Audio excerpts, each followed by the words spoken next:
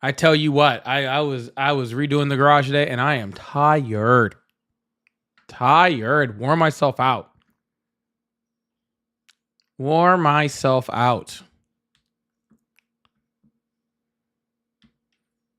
But hey, it had to be done, right? It had to be done. Sometimes you just got to go out there and clean the garage. You know, such is life. Can't do anything about it. You know. I'm good. Like I said, I'm tired. My back's hurting a little bit today too. Like, you know, I'm just old and doing things. Just old and doing things. You know? You know how it is. Just old and doing stuff. I don't care what y'all say. I feel old. Okay, I feel it. Old is a state of mind, not a number. I will swear by that all day long. All right. Old is a state of mind, not a number.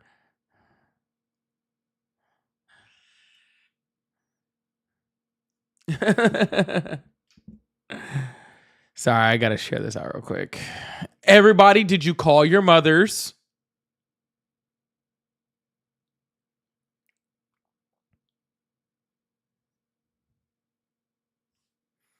Did everybody call their mothers? Okay. Or visit their mothers, whatever, whichever way you're doing it. However way you talk to your mother, did you do that today? Did you make sure that you contacted them?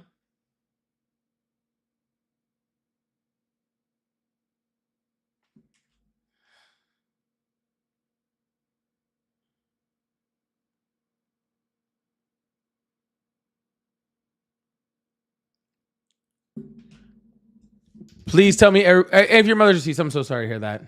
I'm so sorry to hear that. My father is deceased, so I totally understand. But yeah, hopefully for those whose mothers are still with us,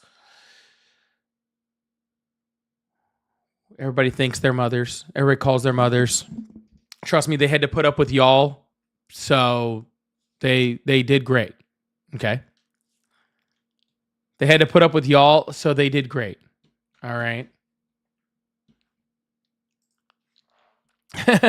All right. On TikTok side, everybody who's coming in, please double tap that screen, share out the live. Let's get this thing moving in the right direction. I really appreciate you guys. If you're on the YouTube side, make sure you hit that like button and the subscribe button for the live. That does help. If you've already subscribed, and subscribe if you're new here.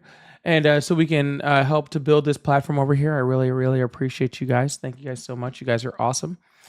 If you voted for Trump, go ahead and hit that request to join button. If you're on TikTok, or go ahead and hit that call-in number. If you're on YouTube, I will be opening up the lines about now. Now the lines are open. So if you'd like to call in, the lines are now open. If you'd like to request in, the lines are now open. And we can have some conversation. We can have some debates on this beautiful Mother's Day. I know there's lots of bad moms, okay? There's lots of bad moms. When I talk about my mom, I'm actually not talking about my biological one, okay? So I understand. But you know what? Mom is mom. Mom doesn't always have to be the person that birthed you, okay? Mom is mom. You know?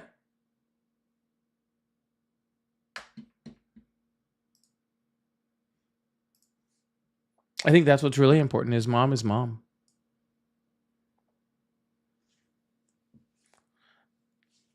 Yeah, but really, truly, happy Mother's Day to all the mothers out there. For the children you birthed and the children you chose to be moms too. Right? To both of them. All right. Hey, Corey and Demetria, I see you guys over there in YouTube. How you guys doing today? I really appreciate you guys. I was already kind of talking to you guys today, so that's really awesome. Y'all, make sure you guys are double tapping that screen on the TikTok side, hitting that like button if you're over there on the YouTube side.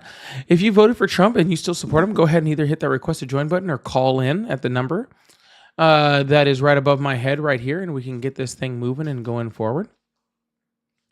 Sometimes they take a little second to get going, and that's fine. and that's fine. We're gonna get these conversations going. They just take a little longer. Sometimes the Trump supporters they need to start they need to feel a little more comfortable first, and it's fine. I get it. All right, I understand. It's rough out here in these streets. It's rough out here in these streets, right? Doing good. Just watching people make you say Happy Mother's Day political. Oh, that is true. I don't really care though. That doesn't really bother me. I understand that not everybody has a mom, that's still alive, or some people whose mothers aren't the ones that birthed them. That's okay. All right. That's not what this is about. This is celebrating the moms that are there, right? The moms that we do have, and celebrating the moms that that were there before they passed, right? So that's what it's all about. So I'm hoping everybody got a chance to talk to their mom, and if not, they got to at least have a remembrance of their mom, and I think that that's great also.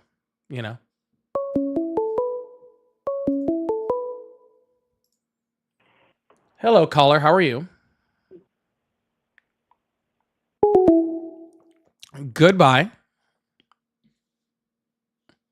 I don't know. Do I need to do an intro? It's always really funny to me when people call in and then hang up immediately.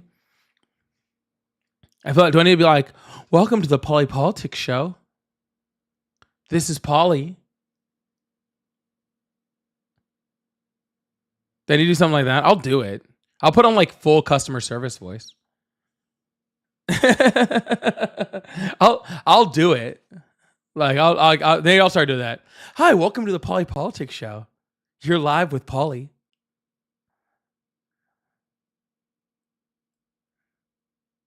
I'll do it. We'll do it on the next one. Then maybe people won't hang up immediately. Maybe they won't get confused. Matt, I don't know why you keep trying to come up here. You just you're not worth anyone talking to anymore. Okay, Maddie? You're not worth anyone talking to. And I don't know why. I don't know why anybody talks to you. Truly. Okay?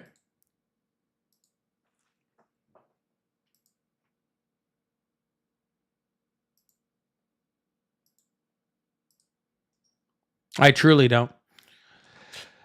I love blue collar conservative men. Well, good for you. Good for you. I am glad that you love blue collar conservative men. They do not like you, okay, or women in general. All right.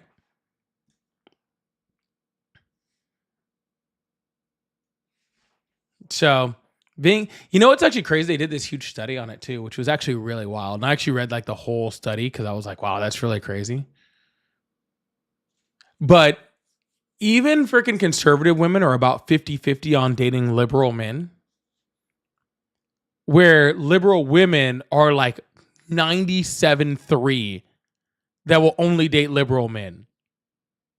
And not so literally, if you are a man in the United States and you are sexually attracted to women, you hold a 3 to or 4 to 1 chance of freaking having a partner or whatever just by being liberal. It's pretty wild. It's a wild number.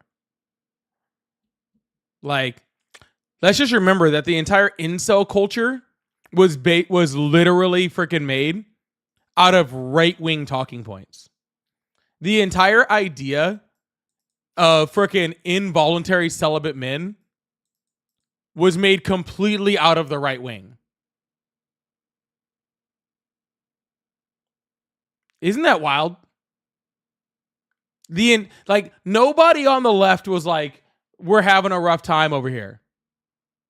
No, nobody on the left, no guys on the left were like, man, it's rough out there. We're just involuntary celibate. None of us.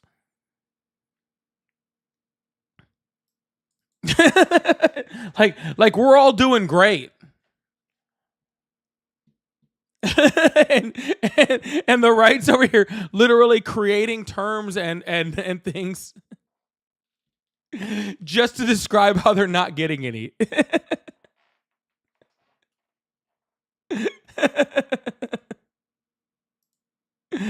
Oh, that's freaking great. Sorry, that makes me laugh. Hello, guest. How are you? All right. Well, that was his last two brain cells leaving his head, and that's fine. That's pretty standard. I'm not trying to convince. Dude, the numbers are out there. I do nothing. Dude, guys, you guys don't understand. I don't say anything unless I can back it with data. I don't say anything unless I can back it with data. That's it. It's all data. It's the truth. If you are like literally, if you are a conservative women across the board, conservative women are about 50-50, right? On whether they'll date like half of them will only date freaking like conservative men. The other half will date like liberal men also. But 90s, like 7% of liberal women won't date a conservative man. So as a leftist, I can date all liberal women and half of conservative women and be fine.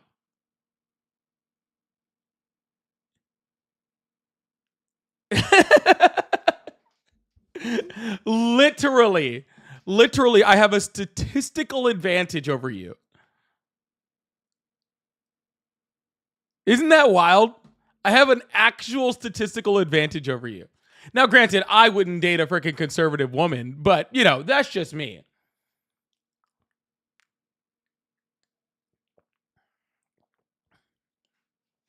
That's just me personally.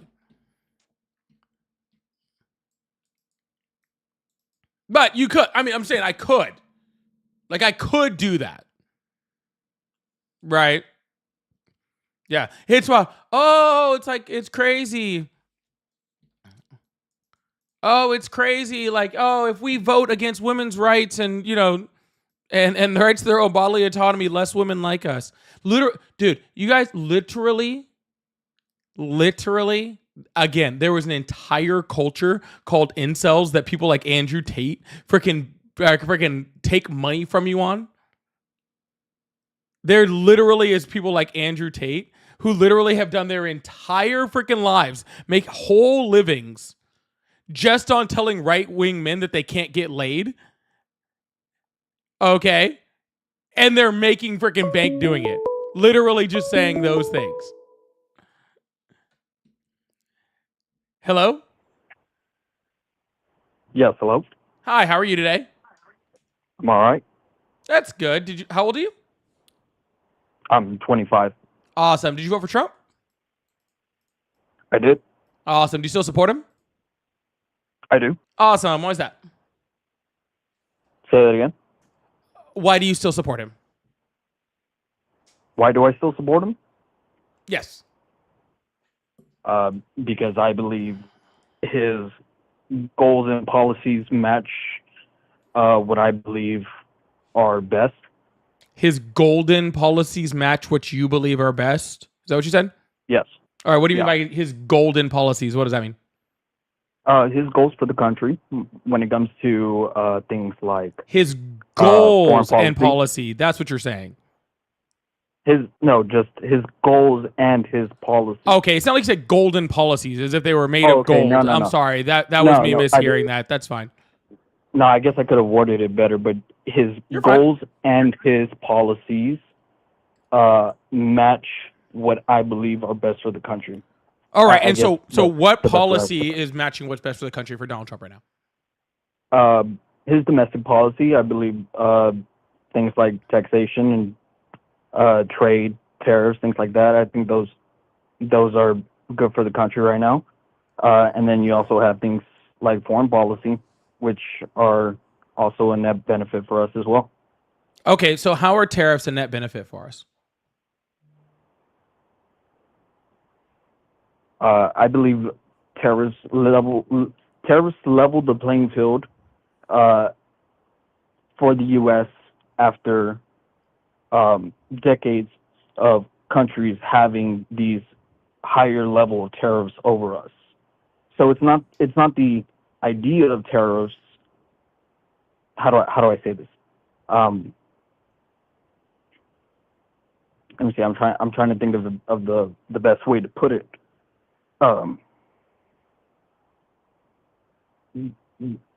the action of tariffs is really just to bring these countries down to the level that we were at, because what Trump has proposed and hasn't been acted on, because it's more of a, I guess you could call it a scare tactic, is to bring them down to us. What he has proposed have just been reciprocal tariffs. So Donald which Trump has has not been proposed the a case. single reciprocal tariff whatsoever. They've been reciprocal. No, he hasn't done a single reciprocal tariff. I'll give Vietnam, for example, who had less than a 5% tariff on certain goods from us, and he put almost a 90% tariff on them. Donald Trump currently has a freaking 145% tariff on China, where China, again, only had specific tariffs on us, and most of those tariffs were because we started tariffing them in his first term. But that's China. I'm fine with the hundred. I'm fine with the 1,000%. Sir, can I finish my tariff sentence on if you don't mind? China. I didn't cut you off. Okay. Yeah. So again, China did not have that high of a tariff level on us. Neither did any of the countries. Donald Trump literally put tariffs on countries that are only inhabited by penguins. How do we have a reciprocal tariff against a country that literally does not have a population? Canada has had higher percent tariffs on us on plenty of goods than we did. Sir, that's not what I asked you. I said, how do we have a reciprocal tariff on a country that does not have a human population? Okay, and I said China, or not China, Canada. I'm not talking about Canada, sir.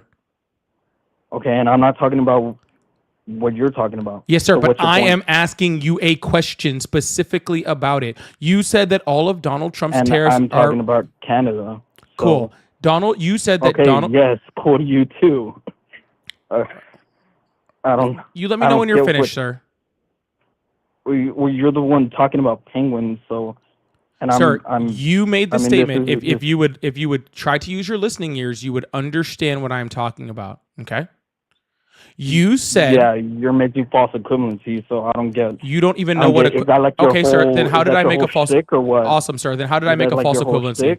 How did I make a false equivalency? Is that like your whole shtick? Oh, he only puts terrorists on countries. Sir, how old are you again? A population of just penguins. Sir, how old are you again? Like, are you gonna be intellectually honest? Sir, how old are you again? I'm 25. Okay. At any point, are you gonna start acting like it? Are you gonna start acting like it and having an intellectually honest? I'm actually very much trying to, sir. And if I would have actually explained it 5 really times over. Like it. Sir, I'm not gonna sit here and have a freaking childish freaking measuring contest with you. You're gonna need to be quiet. Just be calm and take about a 20-second pause. Breathe, okay? It's okay. All right. What you said is that all of Donald Trump. I'm not trying to impress anyone, sir. I'm trying to get to your brain through all that smog. Okay. You said that all of Donald Trump's tariffs are reciprocal. Yes, those are the words that you That's said. A verifiable fact. You can. Awesome. Anyone can find this information. I mean, beautiful. Sounds really great, sir. That sounds totally fine. Yeah. If all what is a reciprocal tariff? They are reciprocal in nature. They are matching. They are matching. Awesome. Or above. Gotcha. So how can you have a matching tariff or a tariff? Stop. Let me finish my sentence. I'm answering it.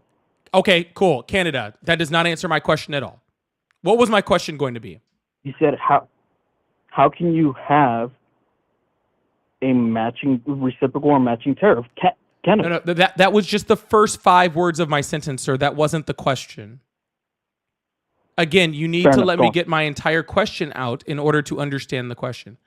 How can you have a reciprocal tariff against a country that doesn't have a tariff on you? Okay, so you can. Then you just have a regular tariff on. Awesome. So the herd in McDonald's Islands, okay, are an island that are somewhere about 3/4 away from Madagascar to Antarctica. Okay, they have no human population and so therefore have no tariff on the United States. The Trump administration tariffed the herd in McDonald Islands. How is that a reciprocal tariff if there is literally no humans there? Okay, by definition, it's not reciprocal.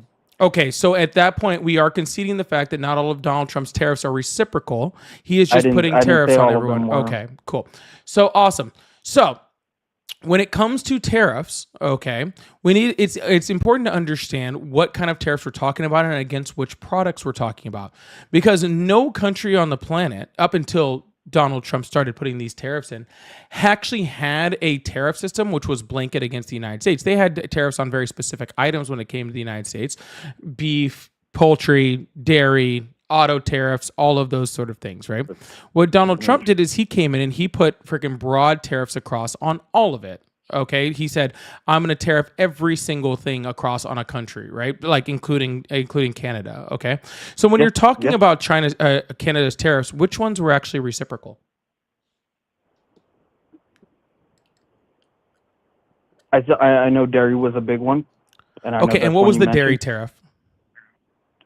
Off the top of my head, it was I want to say it started off like 6% or 9%, something like that, but it was up into the 20s if I remember correctly. Probably Awesome. more, And when maybe. did that tariff start? Off the top of my head, I don't have that number. Okay, so that tariff didn't start until actually there was already a certain amount, a quota of dairy products that had already entered Canada. There was a Yeah. yes, there was And a when was quota the you last would time that the pick United up. States had exported above that to where that tariff had kicked in? Well, the problem is because that number's there, it discourages exporting because you would hit that threshold. So it Who pays a discourages tariff? it. Okay, I guess I guess the answer you want is consumers, correct? No, that's not the answer I want. I want the correct answer. The answer you want is consumers, right? No, The that's consumer not the tax. answer I want, sir. I want the correct answer, and the correct answer is not consumers. Okay, what's the answer then? Okay, well, the correct answer is importers. Okay, so importers pay the tariff. Now, for the majority of what the importers do, the importers then now pay that tariff cost on to the consumer. But the original tax, the original import tax, is paid by those who are importing.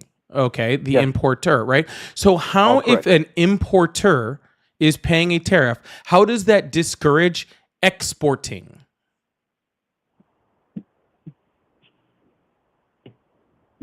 Because you businesses aren't encouraged. There is no encourage to import if there is a tariff.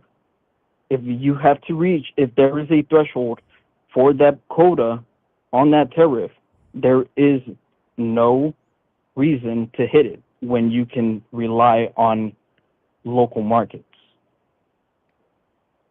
Sir, I'm sorry. That answer didn't make quite much sense to me. Your previous statement and the premise for your argument was that if there was a quota for the amount, to where a tariff hit, that it would actually discourage exporting dairy to Canada. My question again was, if the importer is paying the tariff, how is that discouraging exporting?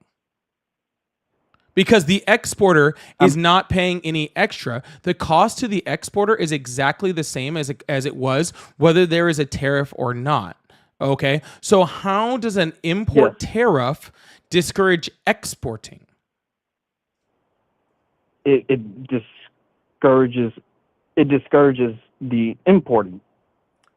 Okay, sir. So are Which you saying that you discourages business. misspoke and you did not mean to say it discourages the exporting? Because that is what you said twice. If I said discourage exports, I didn't. Okay, mean because you it. did Maybe say that twice. Okay, now as far as the import goes, okay, I might have said it discourages business. I don't remember if I said discourage. Maybe I did. I don't know. okay, that's It fine. discourages Okay, business. now let me ask you a question. I think that's Now, I could totally understand your point if you were to say that they had hit that quota and that number had, then kicked in for a specific tariff.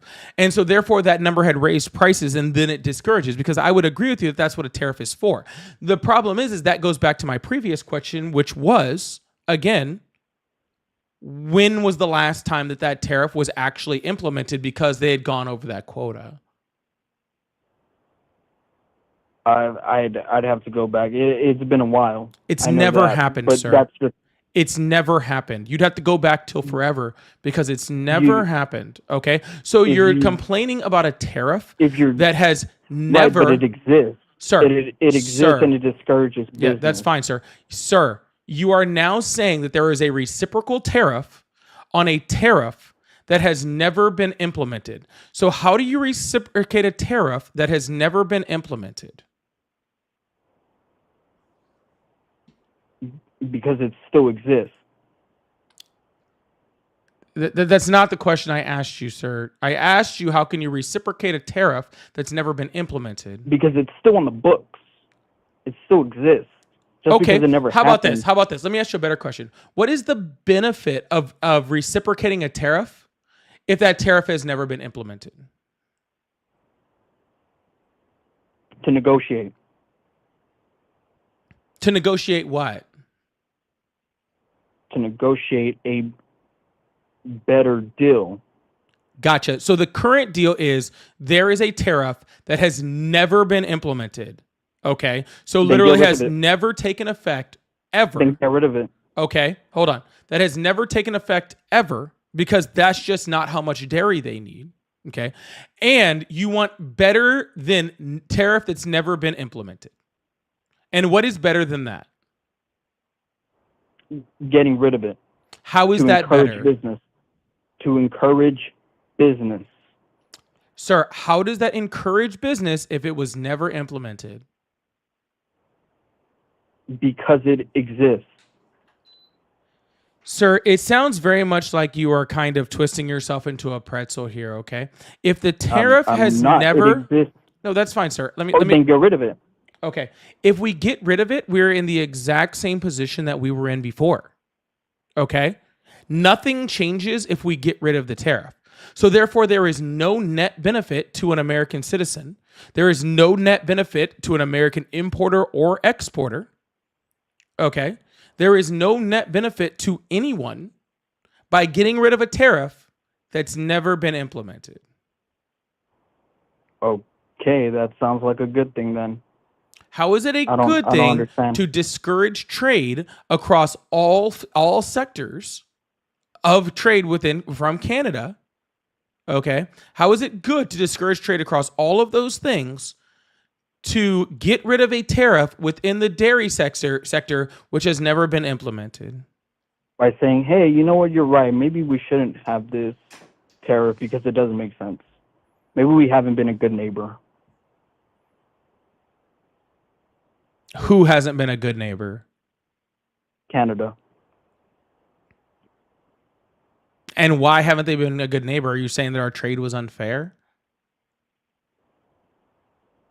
I would say the tariffs on the books are unfair, yes. And those tariffs, where did those tariffs come from? I would also say their actions through NATO have been unfair for the past few decades. NATO isn't a trade agreement, okay? What was unfair besides this dairy deal? Y'all, if you guys are on the YouTube side, thank you guys so much for being here. Can you guys please hit that like and subscribe button? Hey, shh. Shh. They haven't been. Y'all, if you guys are on the YouTube side, can you please hit that like and subscribe button over there? There's over 1,000 people over there. I'd really, really appreciate it. We do this every single day, and so it would really mean a lot to me. Oh, he left. Okay, I was just trying to speak to you guys for a second, but he decided to leave the call. All right, so the call lines are now open again. But if you guys could hit that like and subscribe button over there, that would really, I would really appreciate that. That would make me very, very happy.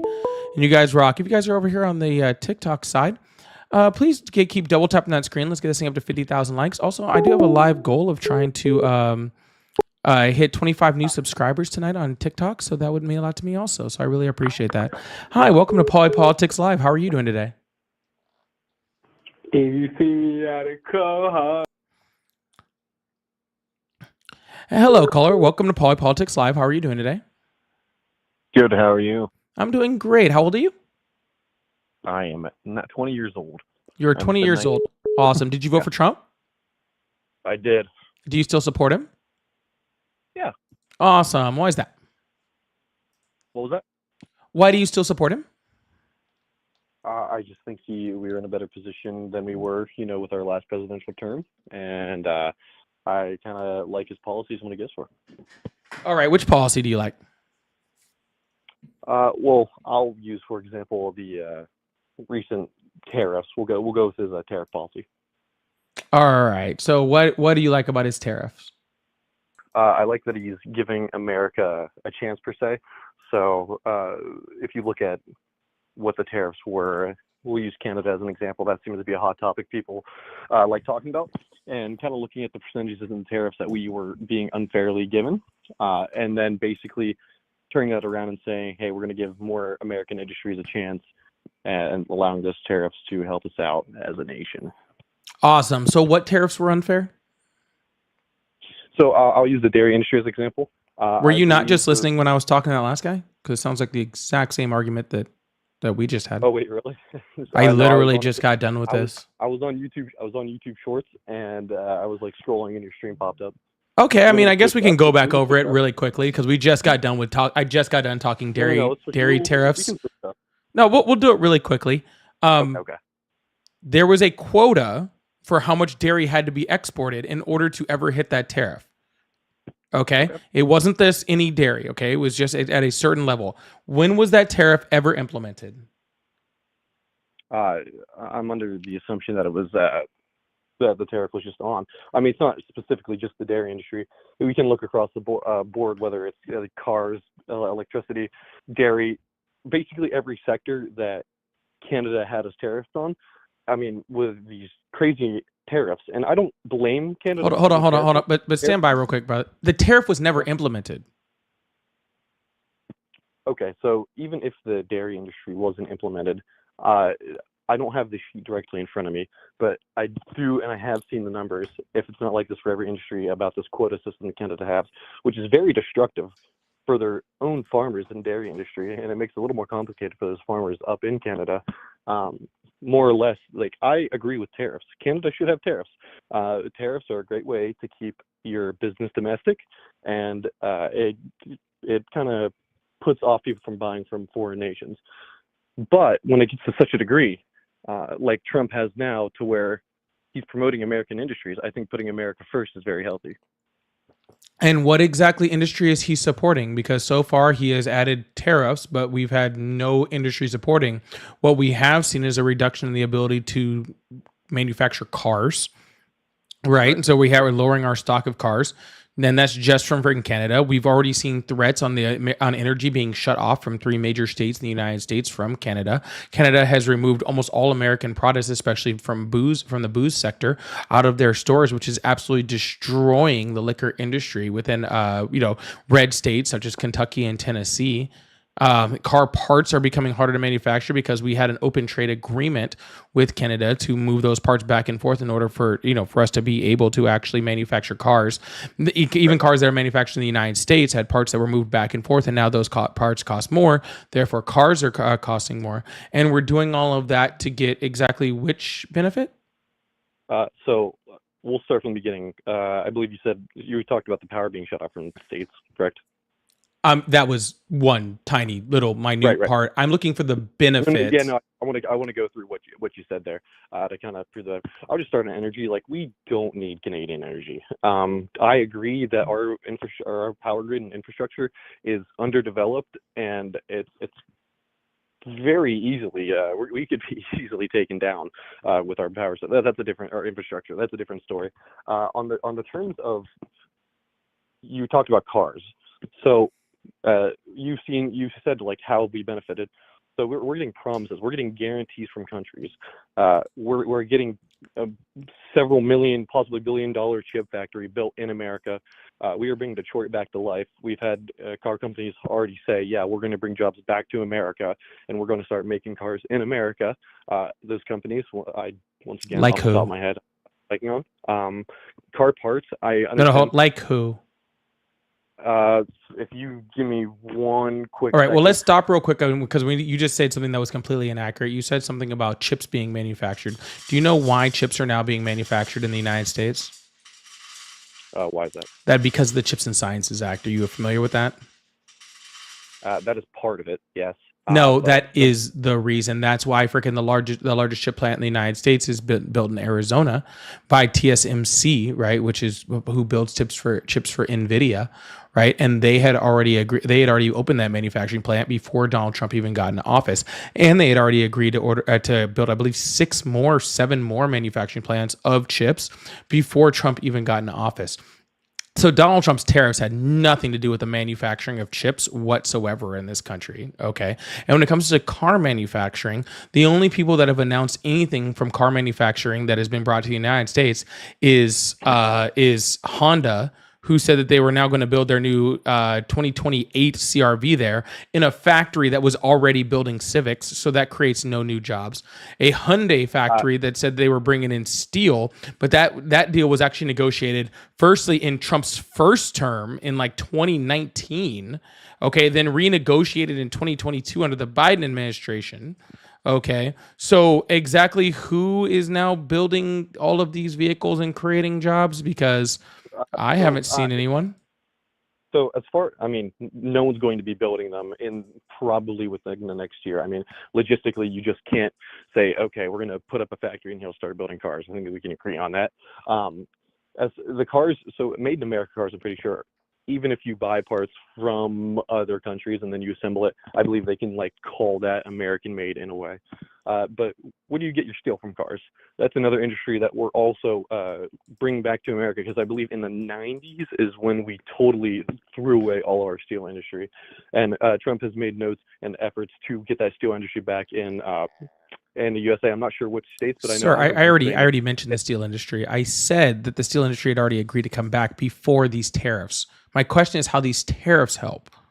See, you can say that they agreed to come back, but after years and years of absolutely nothing happening, what are we supposed to do? It's a difference between getting things on the agenda and getting things done. Sir, they were already building the plants since 2019.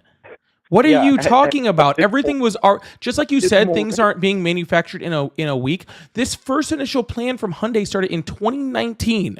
Okay, like put that in perspective. You were in middle school when that plant was when that plant was agreed to. It's already started building. It's already started working. Okay, there isn't anything from these tariffs that are coming from it. Okay, I want to know the direct effect of these tariffs, because so far what these tariffs have done is put freaking millions of small businesses under threat of being freaking destroyed. Okay, has the very, very, very, very, very real possibility of seeing empty shelves on our for American consumers within the next couple months. Right? Even Donald Trump is saying you need to be prepared for this Christmas season. Your kids might not be getting toys. Okay, those are the negative benefits that we're seeing from these things. Okay, right now, we are seeing no benefits because again, Donald Trump had Joe Biden. By the time he freaking gave the economy back over to Trump, it was humming. We had great unemployment rate, we had great job creation.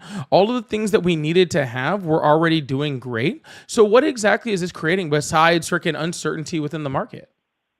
I mean, you can say uncertainty. What I think this is doing is giving America a strong arm.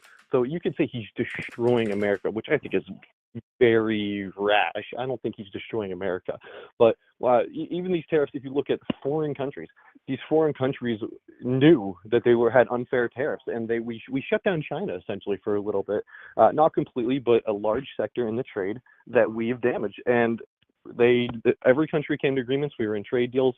Granted, trade deals through Washington were moving a little slow. I will admit that, and I will agree. But China said, no, we're not going to agree. And we threw on, what, 100% worth of tariffs.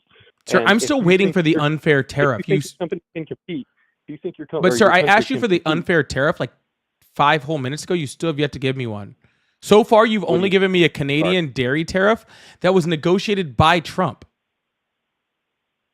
Yeah, negotiated by Trump. Isn't that the conversation topic? No, it was the trade agreement that he negotiated in his first term. Same with the auto tariffs. Same with the energy tariffs. All of those trade deals with Canada are the same trade deals that Donald Trump negotiated in his first term. I mean, I feel like that's besides the point. Is it not? I mean, it's not besides the point. You're telling me that Donald Trump is making up for a horrible trade deal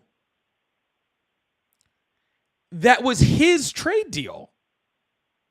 No, he did not. I can assure you that he did not agree to put 300% tariffs on America. I can guarantee you he did There not. was no 300% tariff on America. And literally zero countries had a 300% tariff on America on any product. From Canada. No, it was not. And again, that tariff was never used. Sir, do you know what the USMCA is? Yep. What is it? The USMCA. What does it stand for, sir? United States Marine Corps. What's the A then? I'm joshing you. I mean, literally, So you're saying to me directly right now, sir. I'm asking. I'm not saying anything to you directly. I'm asking you what the USMCA is. What's up, Tommy Raiders? How you guys doing? Good. Enlighten me. United States Mexico Canada agreement. Okay. Okay. You know what NAFTA is? NASA? NAFTA. Are you saying NAFTA or NASA? NAFTA. NAFTA. Okay.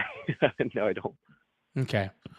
Well, that would be the North American Free Trade Agreement. Okay. So the North American Free Trade Agreement was an agreement between, all the North American countries, well, specifically Mexico, Canada, and the United States, for what was going to be free trade, and it set the tariff limits and the trade agreements for all of those countries. Okay, that expired in Donald Trump's first term. Okay, so we needed a new agreement. Okay, and that new agreement that took over for the North American Free Trade Agreement was the United States, Mexico, Canada agreement. Okay, and that was the new trade agreement, and that was completely and in whole negotiated and freaking signed by Donald Trump. So every tariff that you are currently complaining about is only in place because Donald Trump put it there. That's it, sir. So when you're saying we have all of these unfair trade agreements, when we have all of these unfair tariffs that are happening, you are complaining that Donald Trump has to put tariffs on in order to freaking make up for how bad of a trade deal he did the first time. One second. Phil, thank you so much for the Venmo. Phil said, this guy doesn't understand the bounds of dairy tariff. It only comes into effect after the dairy imports get above 3% or something. Oh, shoot. And I missed the rest of it. It's to prop up their industry if something as something happens and never has to be used. Yeah, absolutely. Thank you so much, Phil. For Are you familiar with the dairy and the Canadian dairy industry? Sir, I need you to respond to what I just said. I don't want to pivot over to the dairy industry, please, and thank you. So you said basically Trump agreed to these deals, and now I'm complaining about them, like the reasoning behind it, correct? You're saying that Donald Trump has to implement these tariffs in order to fix deals that Donald Trump created. Yeah. So, I mean, in general, if you make a deal just at its very basis, and you want to work with a country in the future, or you want to work with a person, make a deal with someone, sometimes you are going to concede on points to say, hey, yeah, let's work in the future. So basically what they have done with that is they've taken that and ran. And this has led to the circle back to where now Trump is making all these tariffs, in the news. He's putting all these deals together to try to reverse what these countries have done. So I'll also prompt you with this. I'm going to boil it down to really simple. If you look at, and I'm going to talk about the Biden administration, if that's fine with you. I know this is your show. No, I don't want to do. Why are we pivoting to the Biden administration? I'm just going to make a quick comparison. So hold on. Before we make a comparison, your premise to your next argument is the supposedly master negotiator, Mr. Art of the Deal, Mr. Idea, the best deals. I can create whatever deal. Hold on. Your argument is that his deal, the first term, was not good because he had to give up so much. And he now has to make up for that deal. I honestly haven't looked into that. I haven't read on it or anything. I cannot comment too much on it. I'm just saying it's pretty wild to sit up here and talk about tariffs and trade deals when you don't even understand the trade deal that we are currently working under that was negotiated and signed by Donald Trump. Okay, I knew of those deals. I just didn't know the acronyms behind them. Like I've heard of those, but I'm not informed, I guess, in your terms on it. But I'm gonna make this quick comparison, and then I'll let you go. Appreciate you talking. So if we boil it down really simple, under the Biden administration, I mean, inflation was through the roof. Prices were up. You can't buy a house for under, $150,000, $200,000. Car prices were up. New cars were $80,000, $90,000. And I just don't understand how Trump can be destroying America, even with prices that are now hitting lows throughout the 5 years. Prices are down, interest rates are down. I'm just having trouble seeing how he's destroying the country. Even if we want to say he made a few bad trade deals, I just don't understand. Sir, have prices of goods outside of oil and gas gone up or down since Donald Trump has been president? Overall, from the peak of the Biden administration, down. Not from the peak, from when he took over. From when he directly took over, January. Yes. I'm going to have to say down because everything. They're all up.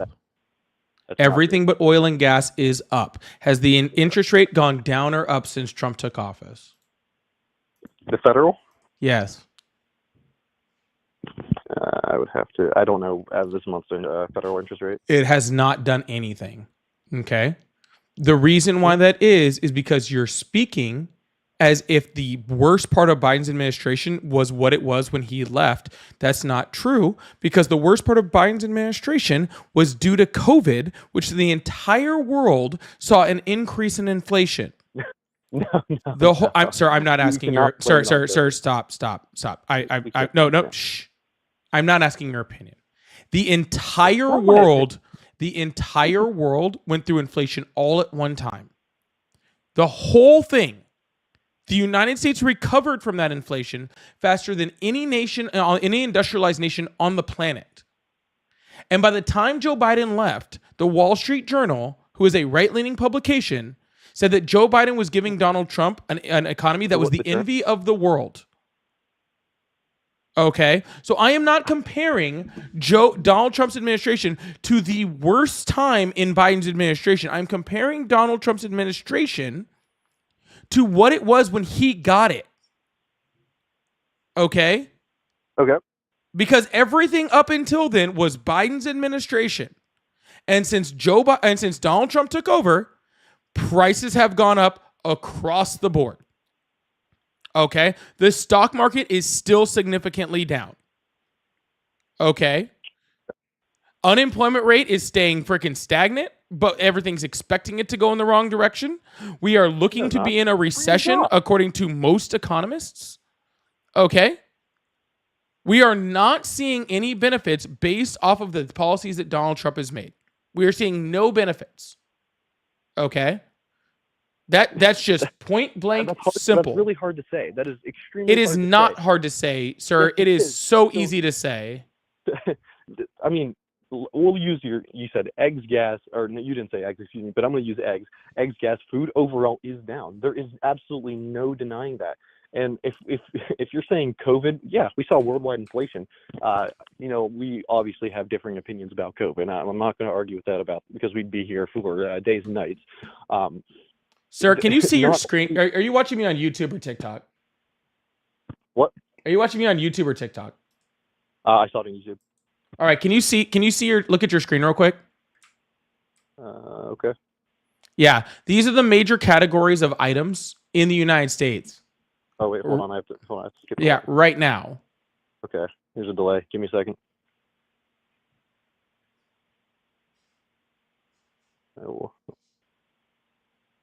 Okay. They popped up.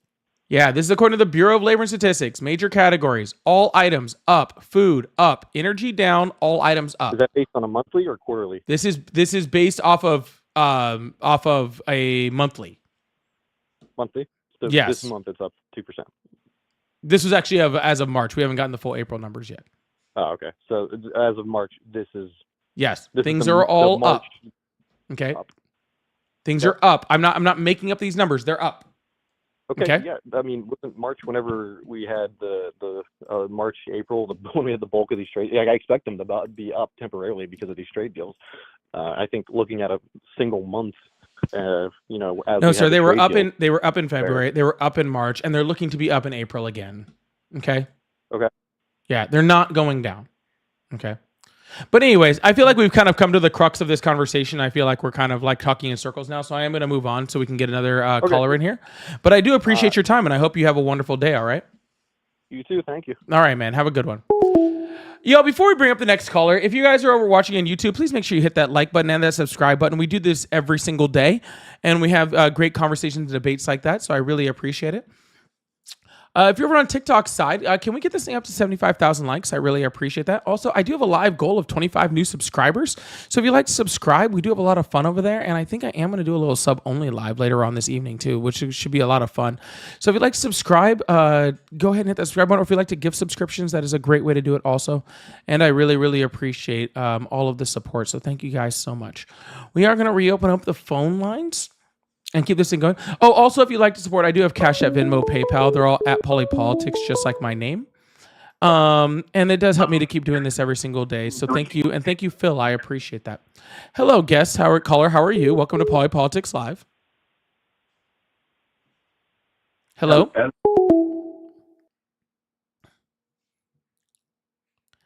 Hello, caller. Welcome to Polypolitics Live. How are you today? I'm doing good. How are you? I'm doing great. Did you vote for Trump? I did not. Okay. Hey, I'm really only looking for people that voted for Trump right now because I'm looking for some conversation on that. But I really appreciate you, all right? Well, thank you for your time, but okay. All right. Thank you so much. Please only call in if you voted for Trump. I really appreciate it. Hello, guest. How are you? Caller, how are you? Welcome to Polypolitics Live. Hey, sorry, I'm a YouTube viewer. Happen to see you on YouTube. I'm sorry. What do you need me to answer real quick? Hi, how old are you? I am 29. Awesome. Did you vote for Trump? Here's the thing, and while I was watching, I thought about this. I didn't vote, and I thought that might be a contentious kind of point on your show. No, I honestly do talk to people that don't vote quite often, but honestly, I really am looking for people that voted for Trump and this occasion. Specifically, but yes, okay. I am right now, but maybe another time, man. I really appreciate that. Okay. No, that's fair. Just wanted to say, you're doing a great job. I see a lot of hate in your comments and all that, and I think a lot of more people just need to be better informed, and not there's a lot of media out there. Make sure to do your research. Don't just trust the media. I appreciate you picking up, man. Thanks a lot, man. I hope you have a wonderful day. Okay. You as well. All right, man. All right. Sorry, there were some people calling in during that. So if you did not get in a second ago, please make sure you call in. Roxy, thank you so much for the $1 Venmo. Says your chin hair is making us millennials look old. So I did FaceTime my mom for Mother's Day because that's very, very important. And the first thing my mother said to me when I freaking called in was, "Oh my God, your chin hairs are gray." I was like, "Thanks, Mom. Happy Mother's Day to you too. Love you also." Hello, caller. Welcome to Polypolitics Live. How are you today? Hey, what's up? I like what you got going on with the call-in. It's pretty unique. I like that. Oh, well, thank you. Did you vote for Trump? Did I what? Did you vote for Trump? I did. Awesome. How old are you? I am 25. I live in Virginia. Awesome. Do you still support him? Absolutely. There was a moment where I was starting with the Israel thing. I was really starting to have some second thoughts that we were bought out. But recently with the Netanyahu thing, as far as him kind of saying he's cutting ties with that, I'm still watching it vigilantly. But it definitely has eased my anxiety about it. Interesting. Okay. Well, Roxy, thank you so much for the Venmo. I really appreciate that. Thank you so much. Awesome. So what's the biggest reason why you support Donald Trump still? Well, the biggest thing is that I want to, all the overseas manufacturing, I want it back here. I think that would help us a lot. And how would that help us? Hand in hand with our well, the thing is that our economy is funding through our consumer base, it's funding overseas countries' economies. Why would we do that? And let's just go with China for example, because they are a powerhouse. Why would we support labor wages? I mean, we should be self-reliant in a lot of Hold ways. on, what do you I'm mean not by saying slave labor wages? So in China they don't pay. It's a communist system. They don't have. Well, no, it's not. They But don't. continue. Sir, the CCP, the Chinese Communist Party. You're saying that doesn't exist? I'm saying the party exists. I'm saying they're not communist. So they're not communist. So they don't pay more taxes. They do pay more taxes. Do you know what the official name of North Korea is? Yep, the Democratic Republic, right, of North Korea. Democratic People's Republic of Korea. Yeah. Is North Korea democratic? It is not. Is it for the people? I would say so to a degree. Oh, come on, Never been man. there, They but- freaking literally shoot people for trying to leave the country, and they jail any political dissidents. They'll literally freaking, if you try to leave the country, they'll unalive your entire bloodline. Well, I saying mean, that's you for the could say people? the same. You could say the same thing for Poland, but people are moving to Poland. I'm not in saying record that, sir. numbers, I'm so- saying you can call your party whatever you want. It doesn't make it that thing. Okay.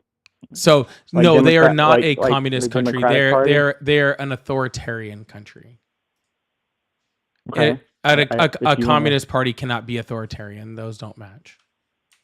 Okay. Well, once again, we're kind of veering from the fact that that's the whole purpose of like business models like Shein and Temu is that they underpay their workers. So once I'm not really sure what the argument is here versus that, because that really wasn't even my argument. I was just explaining my viewpoint. Well, because you said slave labor, and I want to be very specific that you're making a differentiation between slave labor and underpaying, and really what the difference is. And well, let me be very, very clear. There are parts in China, especially in ethnic regions, where there are very, very bad, labor issues going on. Okay, and I'm not denying that whatsoever. The majority of the things that you're talking about are just people that make a lot less money because the cost of living there in those regions is a lot cheaper. I mean, especially in a lot of spots where you're seeing like some of the clothing manufacturing and some auto parts manufacturing. The average, the median household income there is like $20,000 a year, which means that that's the equivalent to making about $67,000 a year here, right? So it's not that they're paying them a slave labor cost. They're paying them the median household income that just happens to be a significantly lower number than that is here. Sir, I would have to definitively disagree with you on that because the entrepreneurship in China does not exist. I did not make that argument, sir. But I'm able to infer by what you're saying. You're saying that that's still like alive and possible, and you can prosper, with the wages as long as I guess you would manage the money right. That's not possible. I didn't say that they would prosper, sir. I said it's a livable wage. I never said that you did. But I'm saying it's a livable wage. But okay, you're getting confused when I say the word slavery. I'm not referring to chattel slavery. There's multiple types of slavery. I recognize you're intelligent to realize that. So and I think I can realize you're intelligent enough to know that if someone's being paid a livable wage, that is 0 types of slavery. That I would completely disagree. Just because you're living does not mean that you are thriving. I didn't say thriving, sir. There's a you big just said livable wage. Sir, you do understand that there is a large freaking gap in between thriving and slavery, right? Even non-chattel slavery, okay? There is slavery, okay? Then there is thriving, and there is a huge gap in between there. I would actually say that most people in America are living somewhere in between slavery and thriving. Right? It's a sub tier. It's called financial slavery. You're correct. Well, then, if that's your definition for that, then probably about 85%. Yeah, if that's your definition of slavery, then I would have to say that about 85% of Americans are living in slavery. I would agree. I'm glad we found common ground. So awesome. So if you're agreeing with that, if you're agreeing with that, then what's the argument for bringing anything back here? Because why would we not be self-reliant? If something was to go down, why are we economically pretty much dependent on someone that is most likely, they're the only people that could go for the one spot. Argentina's not going for the one spot. The UK's not. The UN's not as a whole. So you do realize that China's trying to beat us, right? They can't. Trump is helping them. Sir, it's China's whole business model. It's making stuff to sell it, right? And they need the United States to sell the stuff that they're making, right? Whether it's keychains, whether it's rugs, whether it's sectionals, whether it's anything. China makes everything because they know that we will buy it. That's why they make apps like Temu that's pointless stickers and decals and stuff just to sell it, right? Their whole business model is to just churn and produce, right? If we're not buying their stuff, that's why they're hurting. Sir, but they can hurt. That doesn't bother anything. What I'm saying is we're a consumer nation. They want to be a consumer nation, okay? They're totally cool with this. Why not?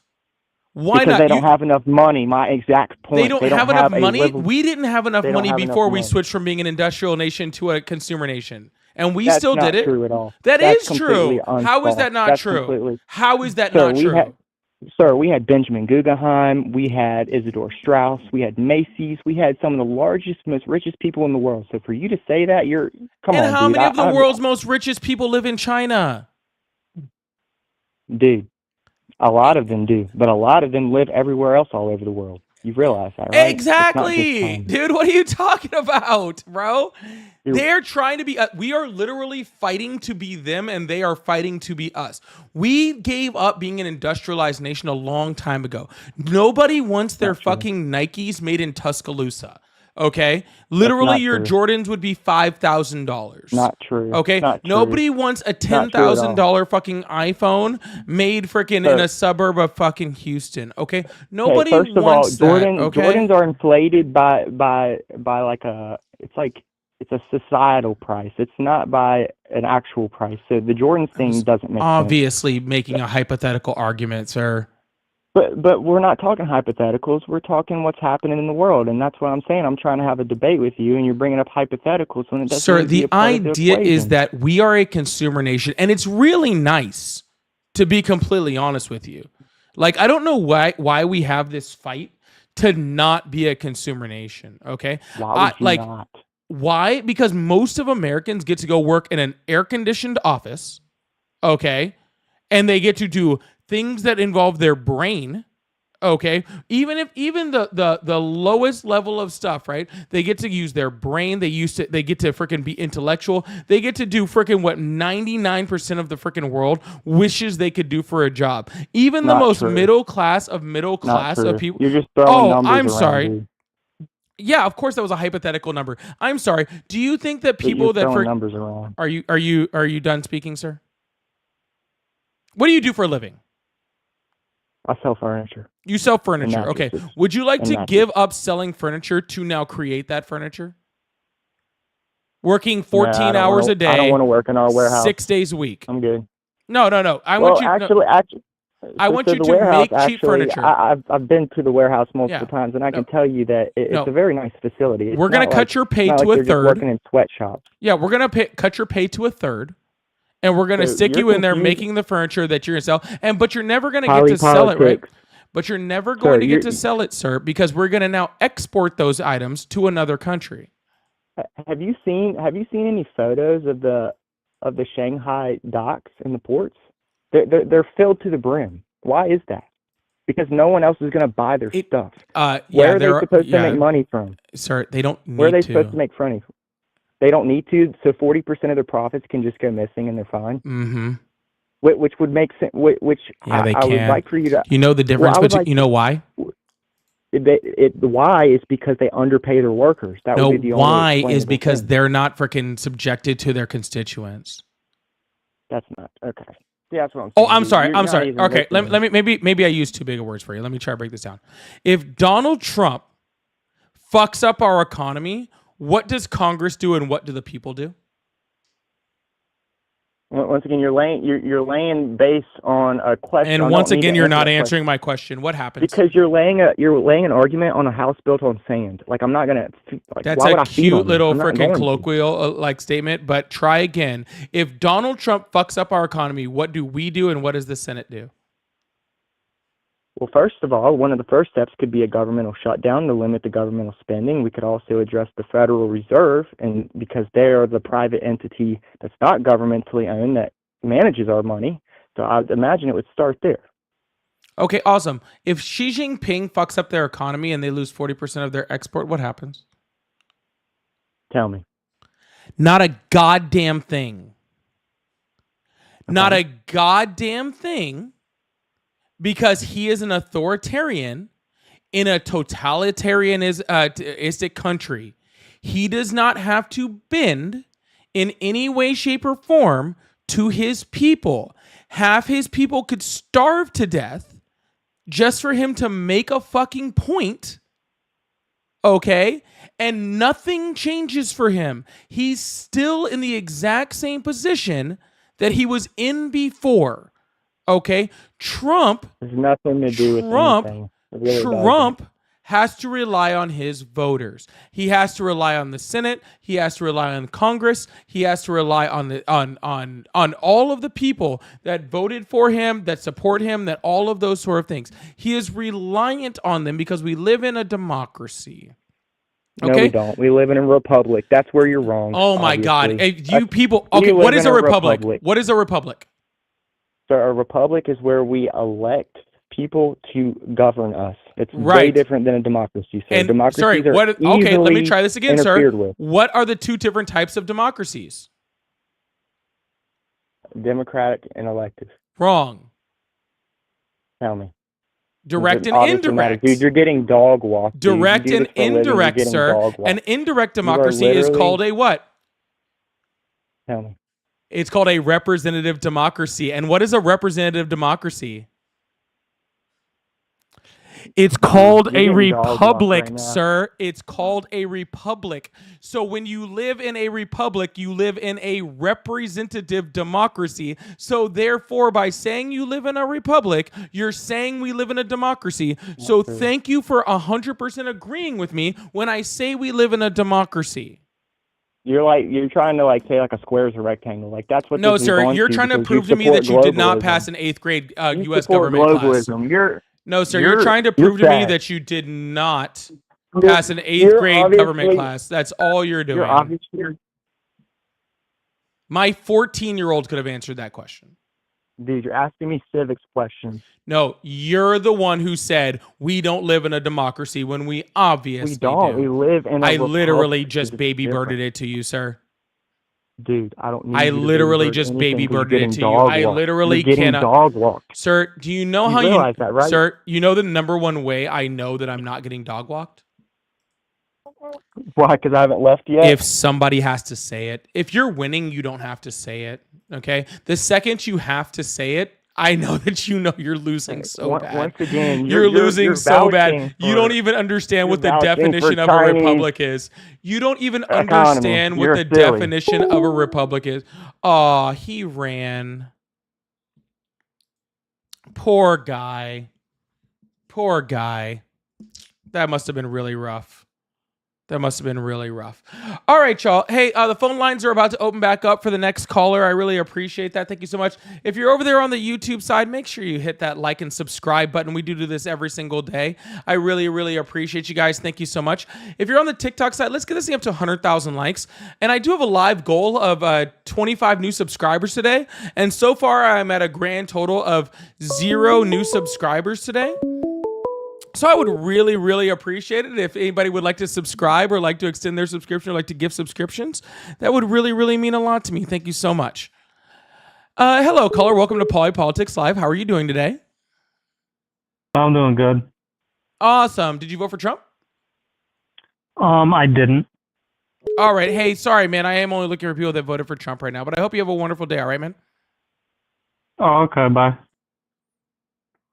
Hello, caller. Welcome to Poly Politics Live. How are you doing today? Hey, I'm doing great, man. How are you? I'm doing wonderful. Did you vote for Trump? I did vote for Trump. Awesome. How old are you?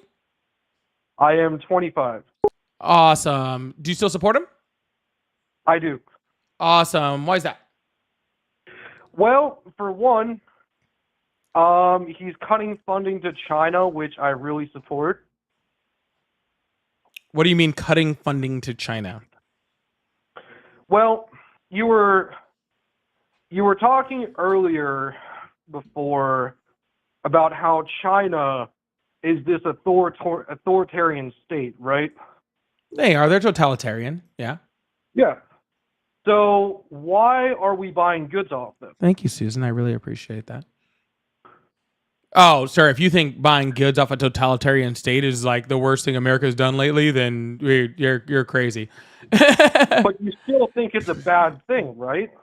I think that China being who the China is not a good thing. Yeah. Right. So why are we buying their exports? There's plenty of because other we need their places we can get our exports. goods from. Like where? Do you know where the iPhone is made?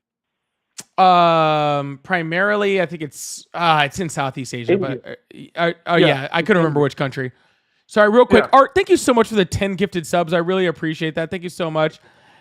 That really, really means a lot. And Ryan, thank you so much for the gifted sub. That really means a lot. Thank you guys so much. I really appreciate that. India, sure, that's fine. Yeah. So why should we not move our manufacturing base back into America and also stop relying on Chinese exports and buy from elsewhere? Hold on. So do you want to bring the manufacturing back to the U.S. or do you want to stop relying on China and get our stuff from elsewhere? Because those two things are contradictory statements. Well, they're not exactly contradictory, but for one, we can buy goods from elsewhere. I mean, we proved it with the iPhone. We could easily outsource the technology production for the iPhone to India and get away from the authoritarian government that is the CCP. Well, sir, if that was the plan, then why did we tariff India? Because India is not a totalitarian government. They're a democracy. Then why did we tariff them? Why did we? Because we have an unfair trade deal with them. But see here's where your problem lies, sir, in your argument. If the entire premise for the argument was we don't like China's morality, right? And we disagree with China's morality, and so therefore we shouldn't buy from them. Right. Then all of our efforts should have been guided towards China. Okay? But that's not what Donald Trump did. Donald Trump guided his tariffs against every nation on the planet. Okay? Yeah, and we're working out trade deals with them. No, but sir. That's why the 90-day pause on tariffs exists. No, the 90-day pause on tariff, sir. The 90-day tariff on pause on tariffs exists because the U.S. bond market was crashing once he did it.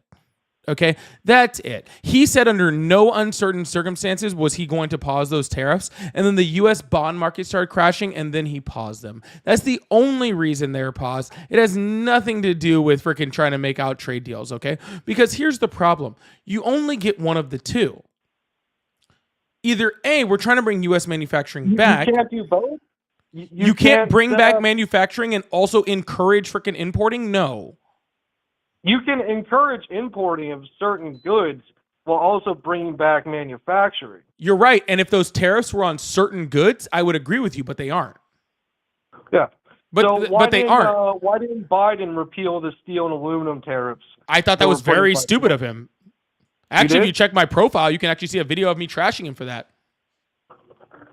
So, but you seem gung-ho about supporting China. I'm not gung-ho about supporting China. I'm gung-ho about supporting American business. And as far as American small business is concerned, so you agree sir, why are you not letting me finish my sentence, please, sir? No, sir. I was in the middle of a sentence. Please don't respond until I can finish my sentence. It makes it a lot easier for you to be able to respond to. Mm-hmm. Okay, cool. What I am is pro-American consumer and a pro-American small business. And when we have small business, especially entrepreneurial small business, it is impossible for them on a monetary basis to be able to stand up manufacturing in the United States and still make a profit at a cost to the consumer that would be worth anybody buying, right? And so the ability for China to be able to do that is freaking crucial to those American small businesses. These tariffs essentially are freaking crushing small business in the United States, and I don't encourage that. I also freaking encourage things like, American like consumerism to a certain point, right? And I also understand that with the inflationary costs that happened because of COVID and the still recovering costs of that, right now is not the time for us to go ahead and freaking raise costs on American consumers. I don't think that that's a good thing in any way, shape, or form.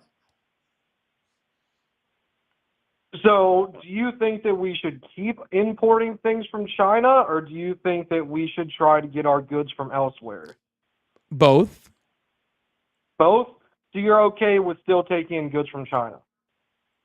We don't have a choice right now. Like the Uyghur re-education camps and, the no free speech, all of that. So we don't have a choice right now. Okay. We don't? No. Because that's not what the Republican Party is saying at all. Yes, the Republican Party is saying that, and we don't have a choice right now. But the iPhone is currently being made in India, so why can't we source out all of our other imports to other countries? And how long would it take for us to resource all of those things, and to what cost to the American consumer would it take to do that? It didn't take Donald Trump very long to get the iPhone made in India. Donald Trump did not get the iPhone made in India. The iPhone was very much being made in India well before Donald Trump took office, okay? Was it? Yes. I don't know about that.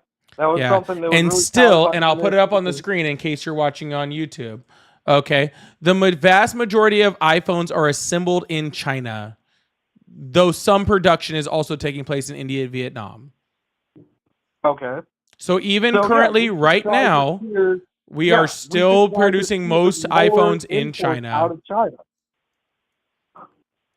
So again, Donald Trump didn't get iPhones from India now. They're still being made in China. Okay. And do you support that? You support... So I've already answered the do you support question like 5 times. I really don't want to answer it anymore. Okay. All right, well, that's all I wanted to say. Have a good one. You too. All right, well, he left. Y'all, thank you so much for the subscription gifts that were given over on TikTok. I really appreciate that. Thank you so much. We have 14 more subscriptions to go to hit my live goal there, so I really appreciate it. Phone lines are back open, so if you'd like to call in, we are ready to go. If you're over on the YouTube side, make sure you hit that like and subscribe button. I really appreciate that. Thank you guys so much for the support over there. Hello, welcome to Politics Live. How are you doing today? Hello. Hi, how are you today? Hi, I'm all right. Awesome. Did you vote for Trump? I did not. All right. Hey, sorry, I will have to let you go. I am only looking for Trump supporters right now, but I really appreciate you. All right, man? Shit. Have a good one. Hello, welcome to Politics Live. How are you doing today? Hello? All right, y'all. Hey, sorry. Guys, I really do not mean to be rude right now. We do friendly live sometimes, but right now I am only looking for Trump supporters, so I really appreciate that. Hello, welcome to Politics Live. How are you today? Pretty good. How are you? Awesome. Did you vote for Trump? I sure did. All right. Do you still support him? Absolutely. Awesome. How old are you? I am 54. You are 54 years old. Awesome. So why do you support Trump still? Why do you not? Sir, that's not an answer to the question. Can you please answer the question? Well, Trump has done more for this country than any other president in history besides Abraham Lincoln, and it's a proven fact. All right. How is that proven, sir?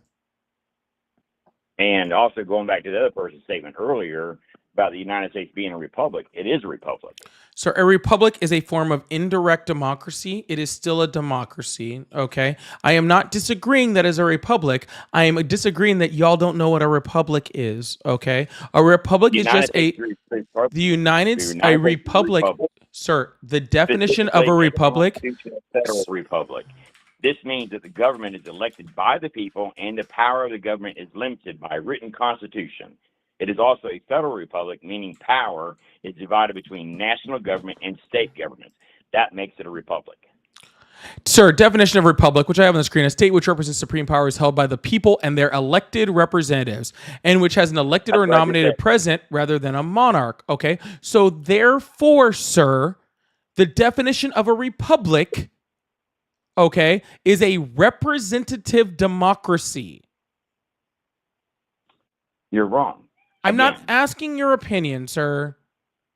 I'm just telling you the fact. I have that is the definition. Sir, I have the That is definition only on the Google screen in for black every and white. single person to look at. It is literally in the dictionary, and it's in government and economics back in 8th grade. So just that simple. And I took it a long, long time ago, back in 8th grade, as you said to this other gentleman. But that is the definition of a republic, which the United States is. And that is a Google definition of it. Sir, Plain, black and sir, white. If you don't the believe it, Google look at it. definition is on the screen for everyone to see. Right here. And I just read it to you. Sir, it's on the screen. A state in which a supreme power is held by the people and their elected representatives, and which has an elected or nominated president rather than a monarch. Okay. Now I'll move forward to what is the definition of a representative democracy? A system of government where citizens elect representatives to make decisions and enact laws on their behalf. This contrasts with a direct democracy where citizens vote directly on every issue. In a representative democracy, elected officials are responsible for representing the interests of their constituents making policy decisions. Okay? Right. It is Well, the that was not same that's not what that gentleman said earlier, and freaking that's thing, listening. sir. It is the same thing. You just said, you said earlier to that other gentleman, the United States was not a republic, and which it is. I never, zero times did I say that we were not a republic, sir. What I said to him was many times, sir, which I said to him, and I've also said to you 3 times during this conversation, that a republic is a representative democracy. He said that we are a republic, not a democracy, which is not true. We are a republic, so therefore we are a democracy. A republic is a form of a democracy. And you have two forms of government also. You have state and federal. Did not ever even bring up state and federal or have an argument against it, sir. All I argued was that a republic is a type of democracy. But anyways, can we move past this? Because I am literally tired, already so tired of, again, teaching a freaking 8th grade U.S. government class. So what were you talking about before? I work in Congress. I've been working in Congress for over 25 years. Congratulations. I promise you, I know what we do. Congratulations, sir. So far, you have proven that you don't know how to listen and you barely know what a republic is. So can we please move on? I barely know what a republic is. I basically gave you the definition of a republic, and you want to go into this spew about everything else. Your question was, or your statement was earlier, that the United States was not a republic. Sir, and it finally is. 0 times during this conversation have I said that the U.S. wasn't a republic. Can you please stop grandstanding and move on, or I will just move on to the next guest? Because you're getting dog walked, as you don't know what the hell you're talking about. If you work in Congress, I now understand why Congress gets... Sir, if you work in Congress... Sir, if you work in Congress... Sir, if you work in Congress, then I understand why Congress gets nothing fucking done.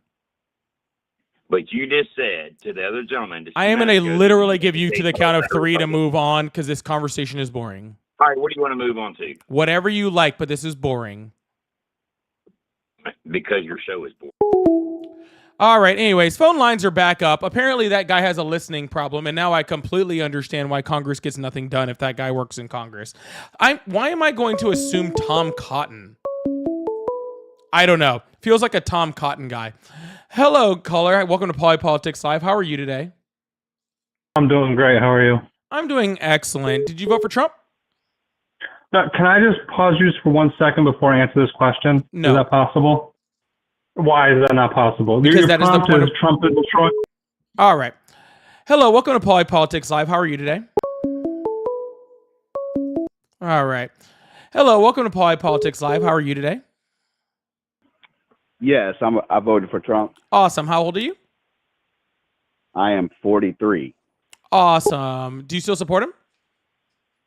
No, I never supported him. I just voted for him. And why would you vote for somebody that you don't support? Well, hear me out. I've done manual labor all my life, right? And I'm in the southern, in North Carolina. Go on and Um, haze up. Take your shirt off. Sorry, couldn't help it. My bad. That's on me. I apologize. Continue. So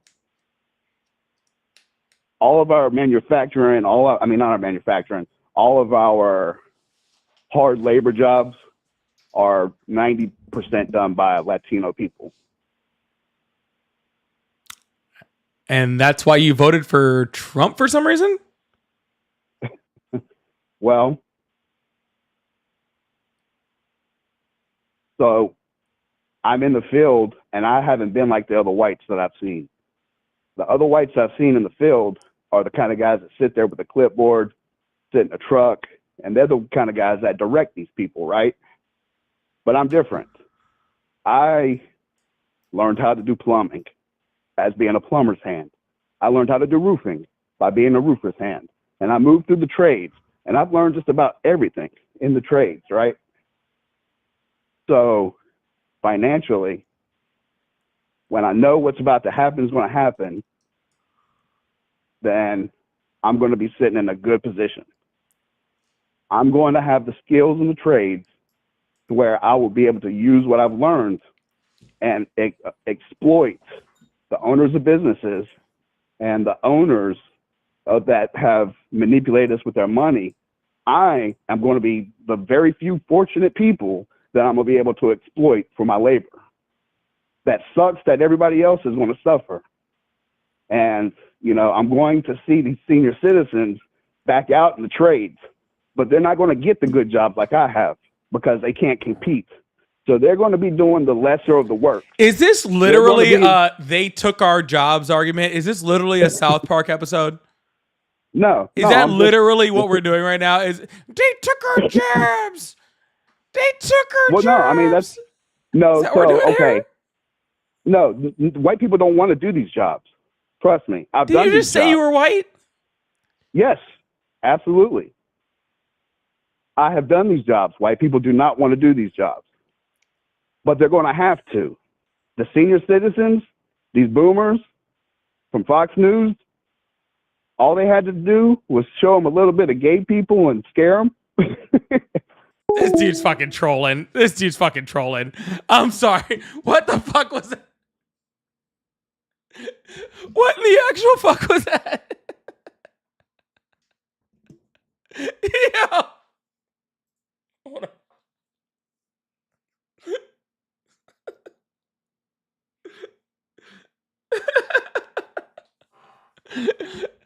Yo, there ain't no way that dude wasn't trolling, bro.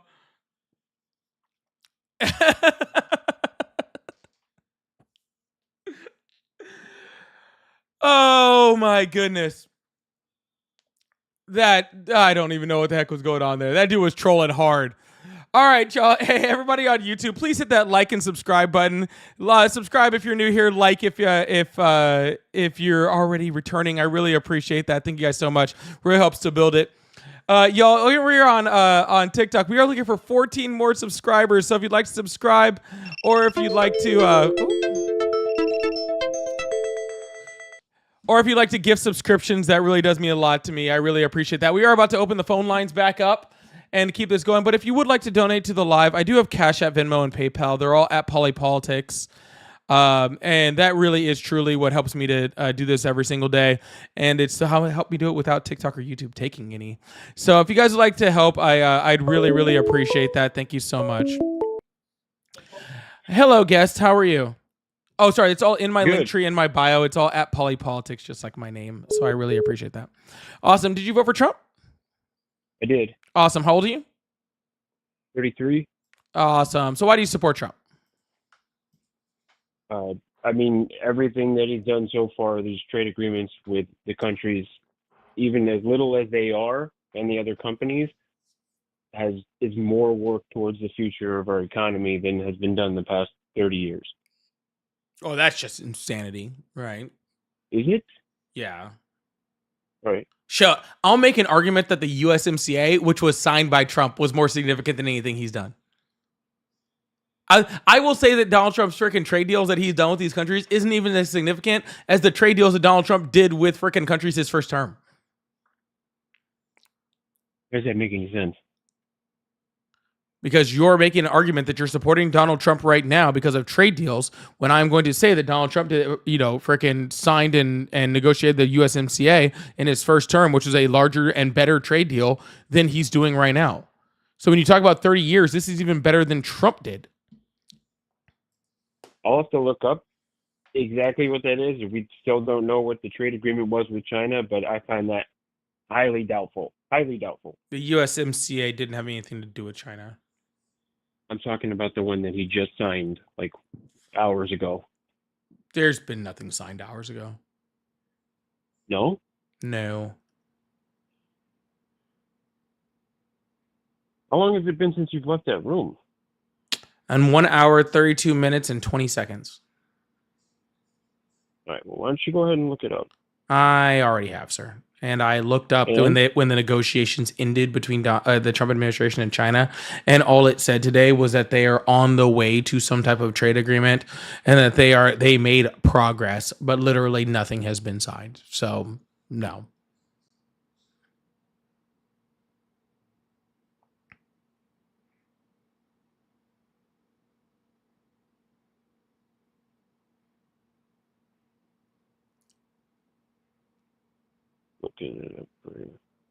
And yes, I do know the exact time because there is actually a timer for showing how long I've been live. So I know exactly how much time. You know exactly what? I'm talking to the chat while you figure your life out. Michelle, thank you so much for the PayPal. I really appreciate that. Thank you so much. That really means a lot. Thank you so much.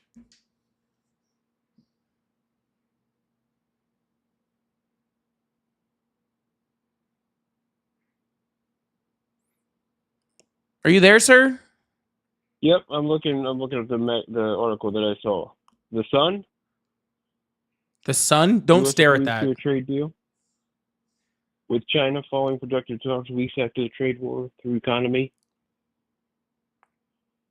I can send it. What does it say, sir? On the Sun. Just use ChatGPT. It's one of the first articles that comes up.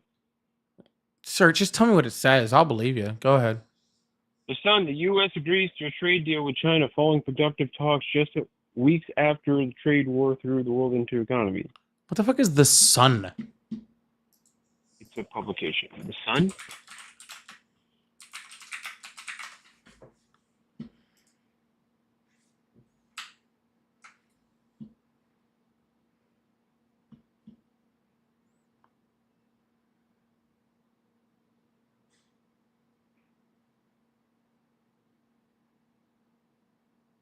I got a question too. You keep talking about overall, we rate the Sun owners. bias based off story selection and political affiliation that favors the right.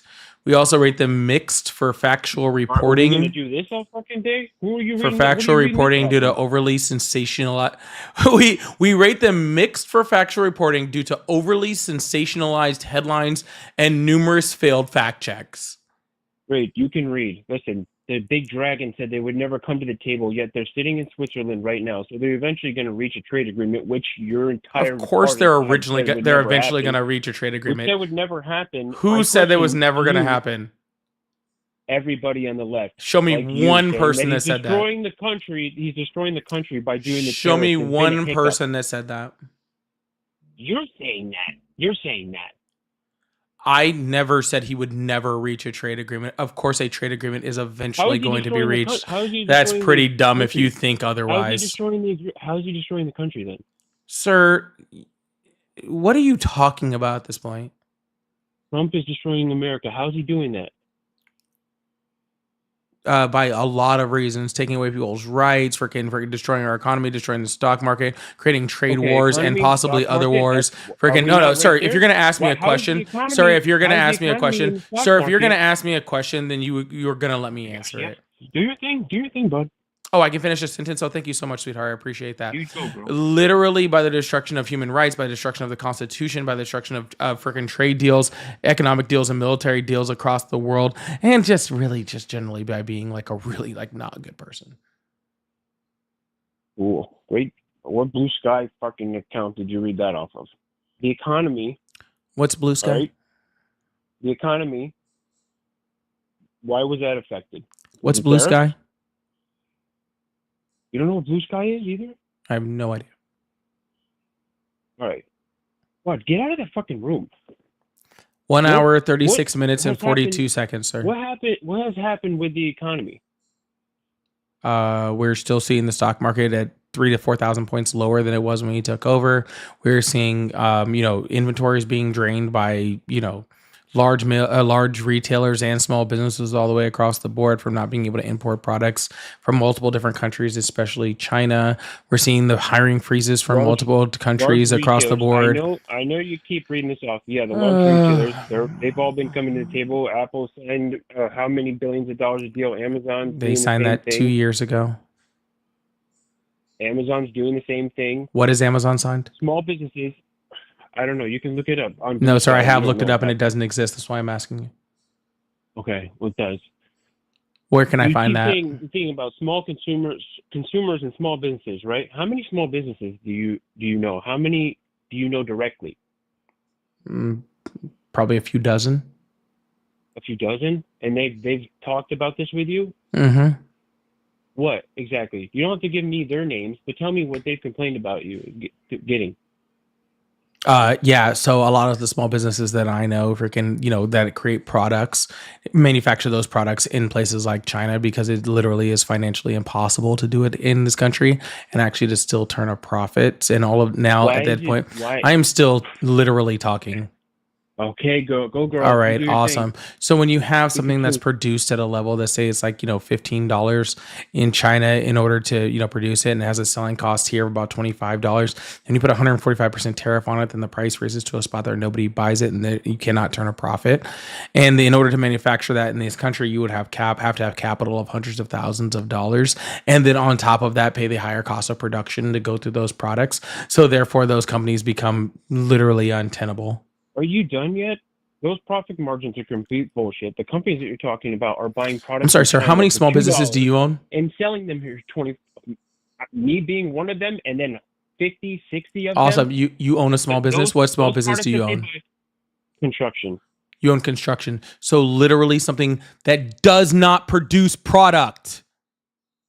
What do you mean? We don't produce products. I'm sorry. Yeah, you buy products. I'm talking about small companies. I'm talking about small businesses that produce their products overseas and sell them in the United States. I am not talking about you hammering a nail into a piece of fucking wood. Your company is a service, not a product. I build kit houses that we send all over the Is building a service or a product? Am I not making a product? Is a house not a fucking product? You dumb fuck. Are you selling that house? Yes. Oh, so you're not construction. You're in house sales. We build them and then we sell them. You build them and then we sell them. Who's we? Me and my company. So you don't build houses. You are a complete and utter liar. I build them. We build them. Nobody that builds and sells houses calls themselves a construction company. Don't lie to me. What are you fucking talking about? Candace, thank you so much for the $20 Venmo. Said keep up the good fight and thank you. I really appreciate that, Candace. Thank you so much. And Kayla, thank you so much for the $5 Venmo. It says it makes me sad that in 2025 this many adults are not smarter than a fifth grader, right? I completely agree. Thank you so much, Kayla. I really appreciate that. Completely fucking avoided the fact that you don't. You're just spouting this off because something. I'm sorry, sir. I was speaking, so I wasn't listening to a single word that you said. Great, that's great. In the industry, yes, we did notice a hiccup, like shingles, certain things like PVC that comes from China. There's a little bit of a hiccup in the price, but that was it. It wasn't like everything came because we haven't gotten to the point where the prices are going to increase significantly yet. We're not going to get there because they're coming to the table, right? Most of the stuff that we got, if it was too much, we just switched to a local manufacturer, which is very well can be done and should be done. That's these companies that you're talking about. How about this? All right, I'll give you an example. How about this? They buy them for pennies and then sell them. How about this? I'll give you an example for a markup. Is that better? Yeah, hear it. Let's hear it. Okay, so I have a friend that manufactures a kid's product, right? And it's a kid's product. It's pretty much like I don't want to go too deeply in the product because I don't want to, like dox them in any way, shape, or form, right? But it's pretty much a product that is for children to be able to play and have toys and all that sort of stuff. And they, it attaches the toys to it and stuff like that and all sort of stuff, right? And the product, of course, has to be at a certain, level, grade of quality, right? Because kids are playing with it, and kids, like I'm talking like babies, right? And so they put it in their mouth and all that sort of stuff. So it's very, very important for, it to be sterile and come from like a sterile factory and all that sort of stuff, right? So right now, with being able to manufacture in China right now, right? Her product costs around $30, right? Something in that range, right? And with that product, with all the manufacturing, in order to set up the manufacturing, which she's already paid ahead of time for to set up the manufacturing in China. She tried actually from the get-go to set up that manufacturing in the United States, but it was just completely way too expensive to do so for a startup type company, right? So it had to set up that manufacturing in China, right? And then now has created like this, this product line. So now they have all the molds and all of that sort of stuff in order to be able to produce these things in China, right? And so, and as a good company owner, she has like 3 or 4 months of, manufacturing or of inventory that's already been set up, in the United States, which I think is very important, right? And she did a great job doing that and all this sort of stuff, right? But see, here's the problem. So that same manufacturing cost in order to set up the entire manufacturing in China was about $30,000 to $40,000, right? In order to set up a factory to do one of her products, and she sells multiple, but just one of her products would cost about $150,000 in the United States, all right? Which is capital that you would have to have from the get-go and already warmed up on, right? And then it would take another freaking, 6 months to a year and a half, more closer to a year, but 6 months to a year and a half in order to switch that over, right, that manufacturing over, because then you have to have a dedicated manufacturing process for that product, right? And so now we're talking about a year of non-manufacturing that's not going to be able to happen, right? And so all of this time she is in no way making a profit, because now she has to take that capital that she already has, which she was already using to invest in other products and to create manufacturing, and now put that towards this one singular product. And of course that would have to repeated be multiple over time, because again, she has dozens of products that she now works in that. So now we have to wait at least a year just for one product, and now the freaking product is going to now cost either 145% more if she continues to make it from China, but also about 120% more just to freaking make it in the United States, right? So we're talking about a year where she's making no profit, and therefore having to transfer the manufacturing to the United States and having to freaking redo an entire production line in order to make it, and in order to freaking build up the manufacturing for that and build up the inventory in here and actually to be able to sell. Anyway, all that time she's not making profit. What is she supposed to do? Because right now her only option is to shut down her company. I mean, she probably should. Is she aware about the amount of lead that's found in those products that are coming from China? Does she know that they're awesome, sir? How about instead of talking about the lead in the products, can you please tell her what she's supposed to do with her company? Well, I'm just saying, there's entire stores here that prohibit children's toys from China because of the lead that they find in the product. Awesome. So you're saying that she should just shut down her company. Awesome.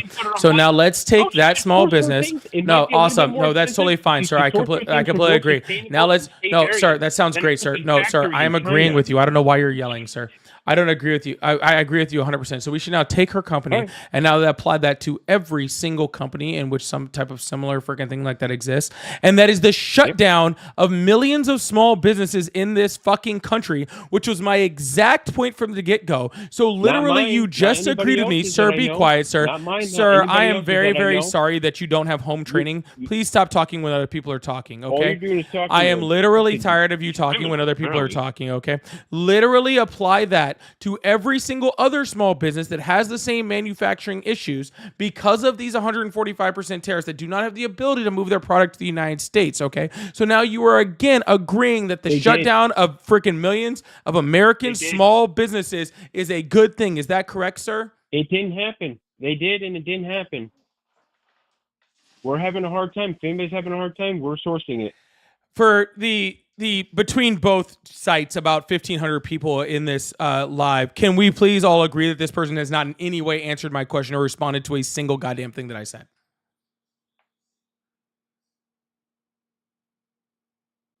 Sorry, which live is this? I want to see it. TikTok, I don't really use that shit, but I got it. I can pull it up. Are you going to respond to what I actually said about the shutdown of freaking all those millions of small businesses? I did respond. It didn't happen. No, you said she should shut down her business.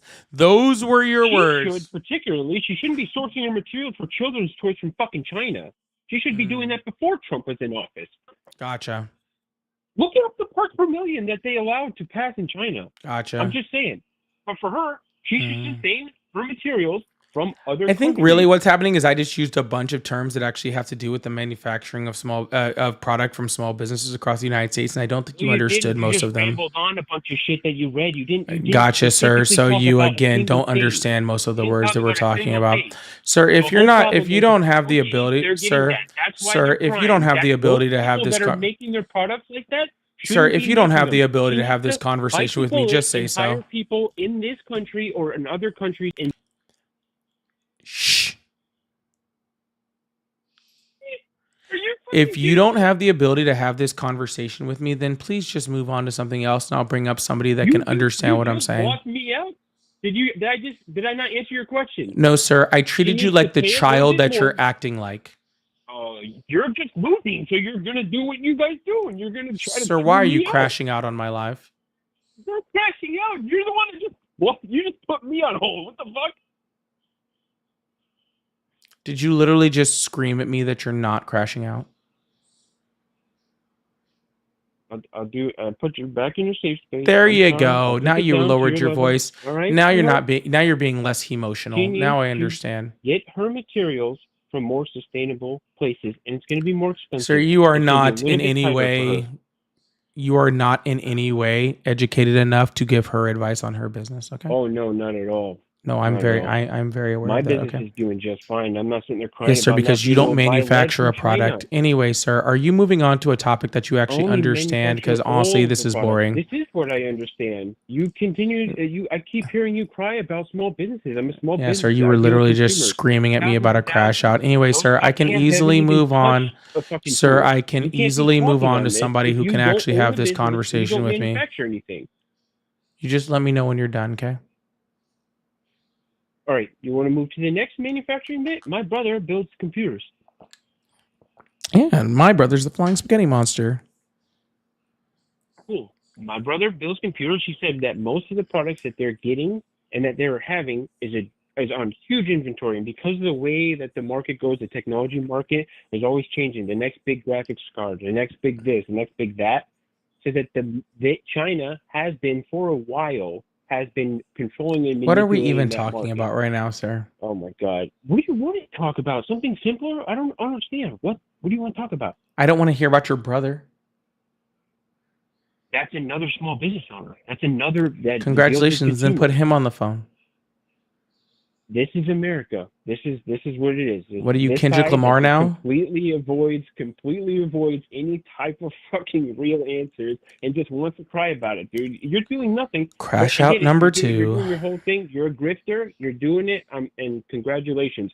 This is a small business owner that knows other small business owners that felt the pinch, but we're totally here for it. Yeah, sir, I'm It's here to working. actually run a It's live, working. and you're If the very country weren't boring. at the table, then it wouldn't be working. And Sir, then you'd have I'm here to something run a stand live, on. and you are very boring. It's been weeks. So can you please and move they're already on? all coming to the table. Isn't that funny? Isn't that funny? Literally, you're boring. So can you please move on to Alright. something less What do boring, you or want I'll to just move move on to? on? What human rights do you think he's been violating? Oh, wow, that was a pivot. Yeah, because I'm trying to help you fucking get to your happy place. I don't Let's need go. your help, sir, and I'm always in my happy place. I could tell. You can tell? Yeah, it's pretty awesome being happy most of the time. You should try it. Anyway, you have bored me now, so come back when you have your emotions in check. Do-do-do. Sorry, after second crash out, I get bored with you. Hello? Hello? Hello. Is this... Hello? Hello?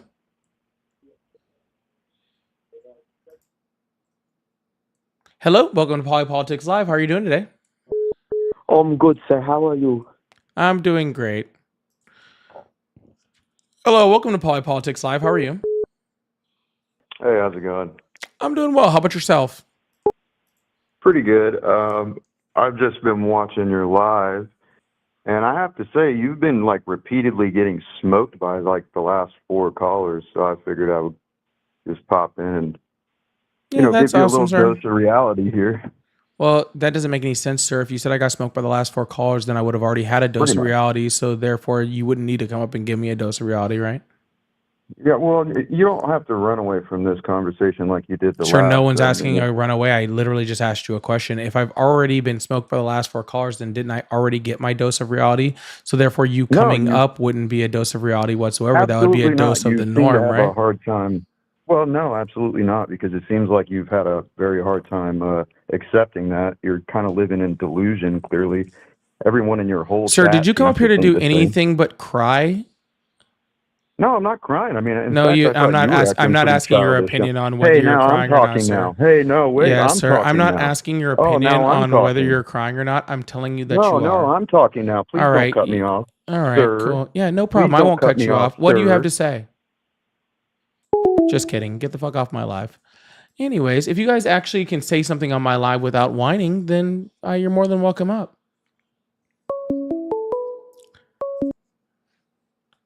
Hello. Welcome to Poly Politics Live. How are you today?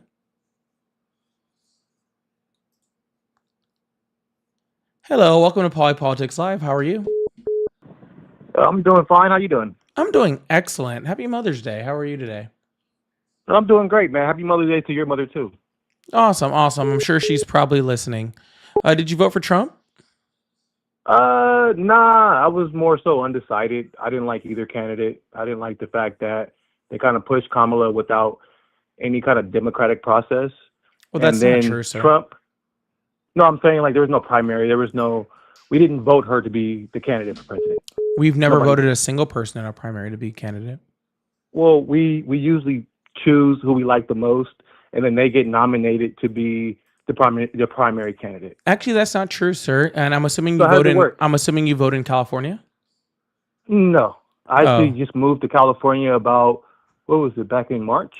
Oh, okay. I saw your area code, and that is my original area code. That's where I grew up. Oh, so, okay, cool. I did. I just assumed because I am a. You know what they say about assumptions. I mean, Hey, that was a all wrong of it. one. I'll tell you that one. That was a wrong one. I saw that freaking Riverside County, area code, and I made an assumption. So that was me. But anyways, no, that's my when you work actually phone. vote in a primary, they're right there on the top of the ballot. It says you are not voting for a candidate. You are voting for an elector that will be selected by the candidate. So you're actually So can I just ask you a voting for question? So somebody you don't have else that to. votes. You don't have to filibuster. I just want to ask you a simple question. I'm not Let's filibustering, just sir. I'm say- just explaining a Well, I process. just ask you a simple question so we don't have to go back and forth because I know you have a lot of people you want to talk to. I'm going to be very quick and concise, okay? So let's just say, John Smith is running for president and so is Joe Black, right? The one is a Republican, one is a Democrat, right? Mhm. And let's say there's several other Democrats, but during the primary, let's say 95% of Democrats vote, registered Democrats vote for John Smith, right? Mhm. But there's another Democrat candidate, right? Who are they going to choose? The one that got the most votes or the one who fell second or third or fourth? Well, again, sir, nobody voted for John Smith. No, not voting. I'm talking about when you cast your ballot to see who you would vote for. If they chose that person, isn't that person the one that they usually choose for the Democratic or the Republican nominee? I don't really understand what you're asking me, sir. What I said before So- was still valid. Okay. I don't honestly know what you're asking me. So you don't. What I was so you don't, saying you was, don't think that the primaries actually carry any weight for who is going to be chosen to sir, be president? again, I would have already answered that question, but you cut me off and said I was filibustering. Well, yeah, because you took it somewhere else. No, I did not, sir. Can I finish my sentence now? Yeah. Awesome. So you vote for an elector in which that candidate chooses, right? So if you vote for, i.e., Joe Biden, what you're doing is voting for somebody in which Joe Biden will choose to vote at the convention. That's all you're doing, okay? So if with the case of the Democratic Party, and the exact same thing happens with the Republican Party, it's in their bylaws also. If that candidate that chose the electors has to drop out for whatever reason, then those electors then become free voters, and those voters now vote for whoever. So that's why it's important that you're voting for an elector and you're not voting for a candidate, because those then electoral voters become the voting body in that. So again, very simple. If the majority of people want that was someone to pretty be simple. president, aren't they going to be the candidate for the presidency? Like Not 9 always. times out of 10 or 9 times out of 95% 10, of the sure. times? 9 times out of 10, I run across a freeway and I don't get hit by a car. It doesn't mean I'm going to do it. Yeah, that's totally you can use that logic if you want to. It's just a very simple question. If you walk outside when it's raining, it's a 9 times out of 10 chance you're going to get wet, right? No, that would be about a almost impossible you can have percentage. An umbrella. You can be wearing a rain suit. You can have somebody else carrying something over your head so you don't get wet. See, you got to use logic in these conversations. Yeah, that's adding things in that. So no, it's not logical. adding. I didn't give any premise. 100% of the time when you walk out without protection, let me ask you something. So there's never been anybody that walked in the rain and didn't get wet. Dude, what the fuck are we even talking about now? What the hell is going on here? I'm trying to bring it full circle. You won't let me because you want to answer a simple question. I'm sorry. You keep saying these are simple questions, but this should be called the whataboutism live. What are we talking about? There's more of a chance you're going to get wet, right? Just like if you run across the freeway, there's a higher chance of you getting hit. Just like if everybody voted for a candidate, there's a higher chance of that person becoming the nominee, right? It's all simple logic. The fuck are you talking about, dude?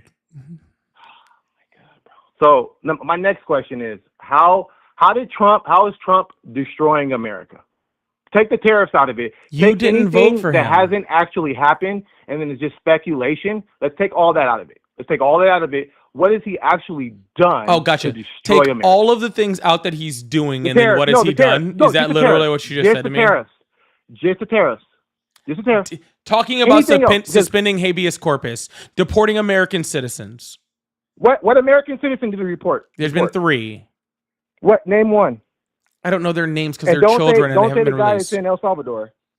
He wasn't an American citizen. No, he was not an American citizen. You don't become an American citizen. Sir, I just said he wasn't an American citizen.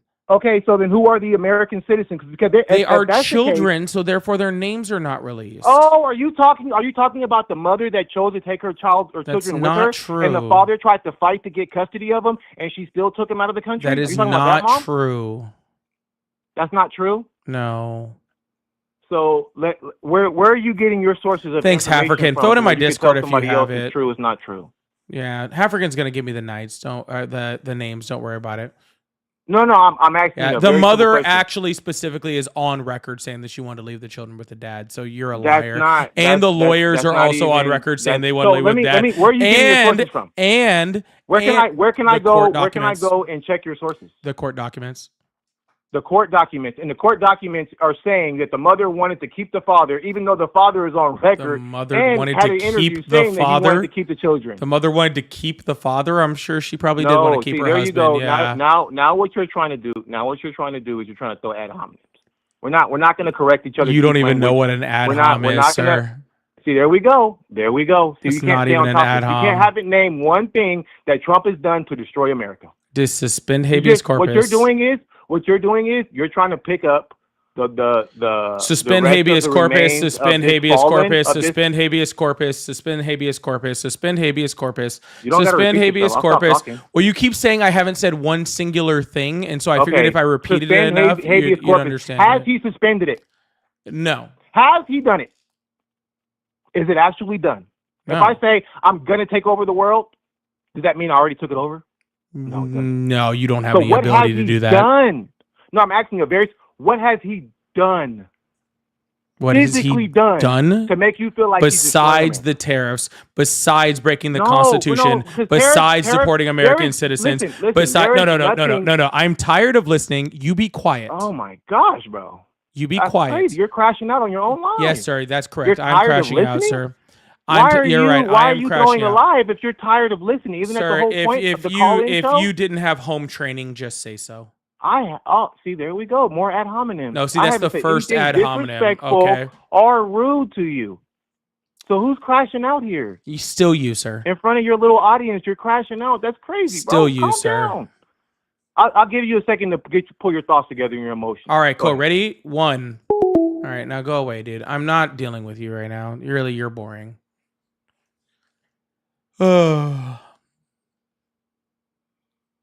lines are back open. I'm not gonna. Oh, you're not coming.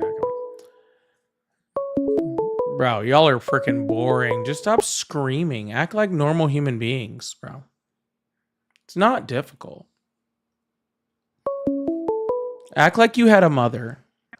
Hello? How you doing? It is. I'm doing well. Can you please hold for a sec? Yeah. Awesome. Yeah, it is Mother's Day. Can you guys act like you had one? Okay, not you, guess. I'm not talking about you. Can we act like we had one on Mother's Day? Okay. Why are we screaming and just yelling? Okay. Be thankful for your mothers that they loved you. Okay. If you come up and scream like that, I just assume your mother didn't love you. Okay. And that's not very nice. All right.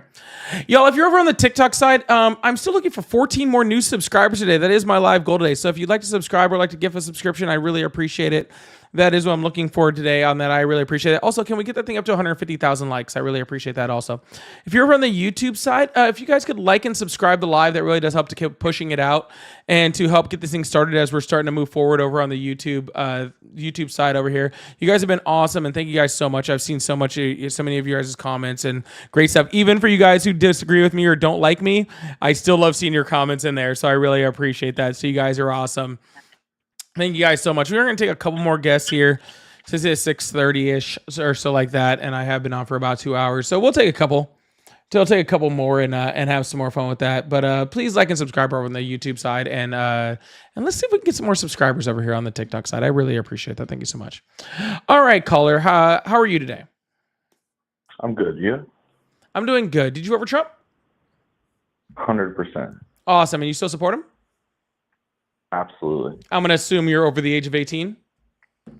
I'm 30 years old. Awesome. Thank you. And African, thank you so much for those names. I really appreciate that. Thank you so much. Awesome. So why do you support Trump? Yeah, there's tons of reasons. I guess let's just start with the prompt. You said that he's destroying America. How is that so? I mean, you just said habeas corpus. That hasn't been suspended. So, but shouldn't it bother you that they're trying?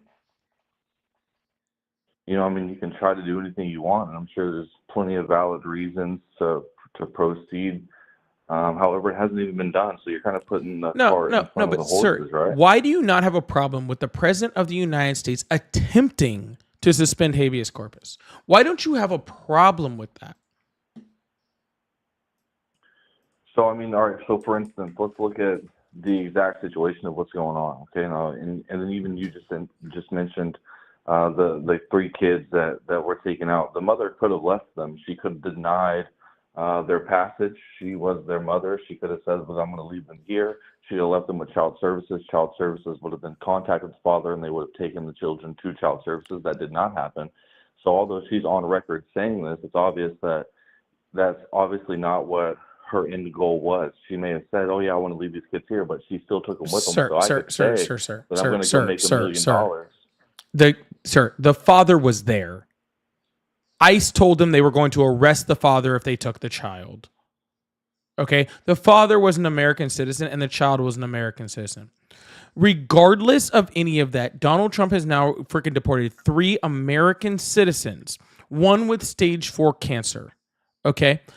I don't want to have that argument. My question to you was, sir, why are you okay with the President of the United States even considering suspending habeas corpus? So, I mean, all right, for one, it hasn't been done yet. So I didn't ask you if it's been done. I asked you why you're okay with the President of the United States even considering doing it. Okay, so again, there's going to be guidelines, right? So to say, like, all right, this person can't be unlawfully in prison. If that person is not a United States citizen, then they don't have the right there, right? Now, you're saying, yes, they do. Oh, so you're saying that illegal aliens are constitutional rights? They have some constitutional rights, including the right to not be unlawfully imprisoned and the right to due process. Yes, absolutely. And the Supreme Court has withheld that freaking argument 4 different times.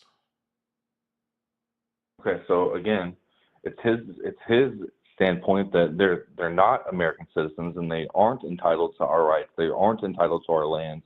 They aren't entitled to our currency. They're not allowed to live here tax-free, right? They're not allowed to send all of the money that they make here back to their home country, right? That's not what we want. We don't want them peddling drugs across the borders. We don't want them doing things that affect small businesses. You want to talk about small businesses? I'm an actual small business owner. Congrats. Stop. I employ 14 people. You're pivoting. So you want to land the plane, but you're not going to let me land my You're plane? no, you're pivoting. Weren't you just talking We are about cutting talking people about off? habeas corpus, and you're trying to talk about your small business. Okay, so again, I already answered that. No, I didn't you did not answer it, sir. You just tried as quickly as possible to pivot away from it if you could. You started talking about them peddling this and that over the border. You started talking about them putting their currency back home. You decided all of this sort of stuff, blah, blah, blah. What I'm asking you is if, according to the Constitution of the United States, which has been upheld by the Supreme Court 4 different times, that if you are under the jurisdiction of the United States, regardless of whether you are a U.S. citizen, okay, you have the right to due process in this country. Period. Point blank. There is no gray area. There is no what Donald Trump believes. Okay, there is no blah, blah, blah, blah, or yada, yada, yada, or your small business, or this and that, and blah, blah, blah, blah, blah. Okay, I am specifically asking you about the right to freaking unlawful imprisonment in this country. I am talking about the right of due process in this country. I am talking about the ability for somebody to prove the legality of their imprisonment in this country. That is the question that I am asking you. Okay, Donald Trump, when I'm sorry, let me ask you a question. Let me make this simple for you. When Donald Trump took the oath as president, what's the oath of president say? Okay, so let me answer your question and then we'll get there. Okay, so yes, it's not right to suspend the habeas corpus. However, look in the past. Abraham Lincoln did it during the Civil War. It's not something that hasn't been done before. There's specific reasons that people do things in a methodical method.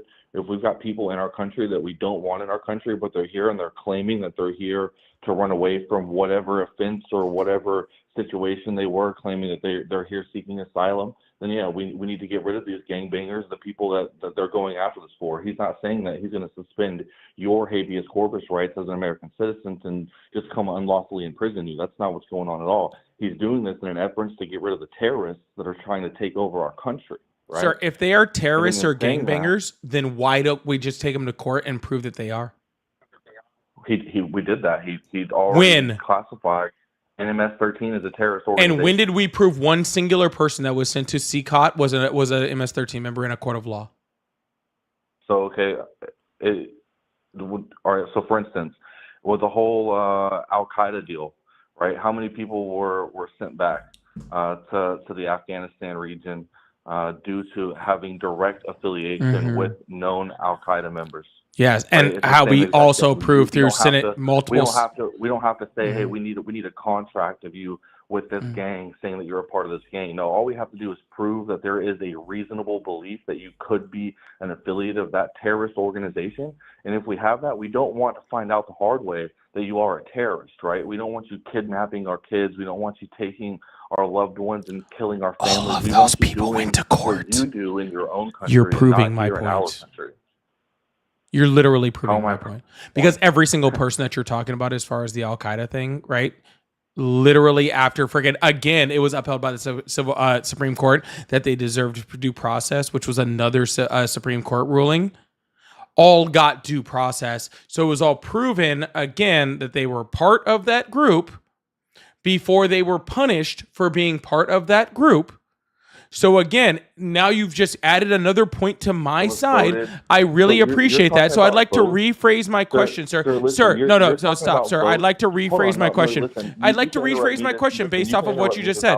No, sir. I would like to change my question based off of what you said. I would like to change my question based off what you said. If members of Al Qaeda got due process in this country, then why aren't the people that we're sending to CCOT? Okay, now whenever that process was going on, who was the president? Why does that matter?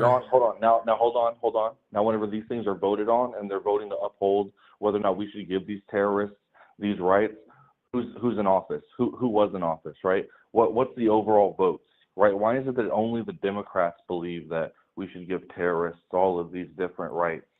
Why is that? Why is it that you guys are okay with this and y'all just believe that all these people they're horrible individuals where they are, but they're going to come over here and change? No, that's not how it works. What the fuck are you talking about, dude? Seriously, what the fuck are you talking about? No, like truly, so do I like need to dumb truly, it down for you? truly, Do I need to break truly, it down to the 8K truly. level? No, I want you to be quiet. Of Truly, course you do, because I'm with cooking all you due alive right respect, now. yes, sir. Again, sir, if you have to say you're winning, just know you're losing. Okay? You literally won't Sir, even all right, how admit about this, that sir? You MS-13 talk is a until terrorist you're done, organization. and then you let me know when I can speak. Sound good? Okay, so whenever you can come back with any form of rebuttal as to any part of what I just told you there, then you can move into any part of the manufacturing process, and I'll cook you there as well. I mean, I'm a small business owner that imports millions of dollars of product a year, so everything that you say is based off of pure what ifs and none of Literally, it's no one actual cares, reality. dude. Get to the end. I just did. You're living in a fantasy land of what could happen instead of taking Literally, risks and no living one by cares each day whenever and you're done, conquering sir. things. You're just sitting on TikTok trying to prove your point of why you guys lost the election. Are you done Go now, ahead, Brian. sweetheart? Yes, ma'am. All right, awesome. Jesus Christ.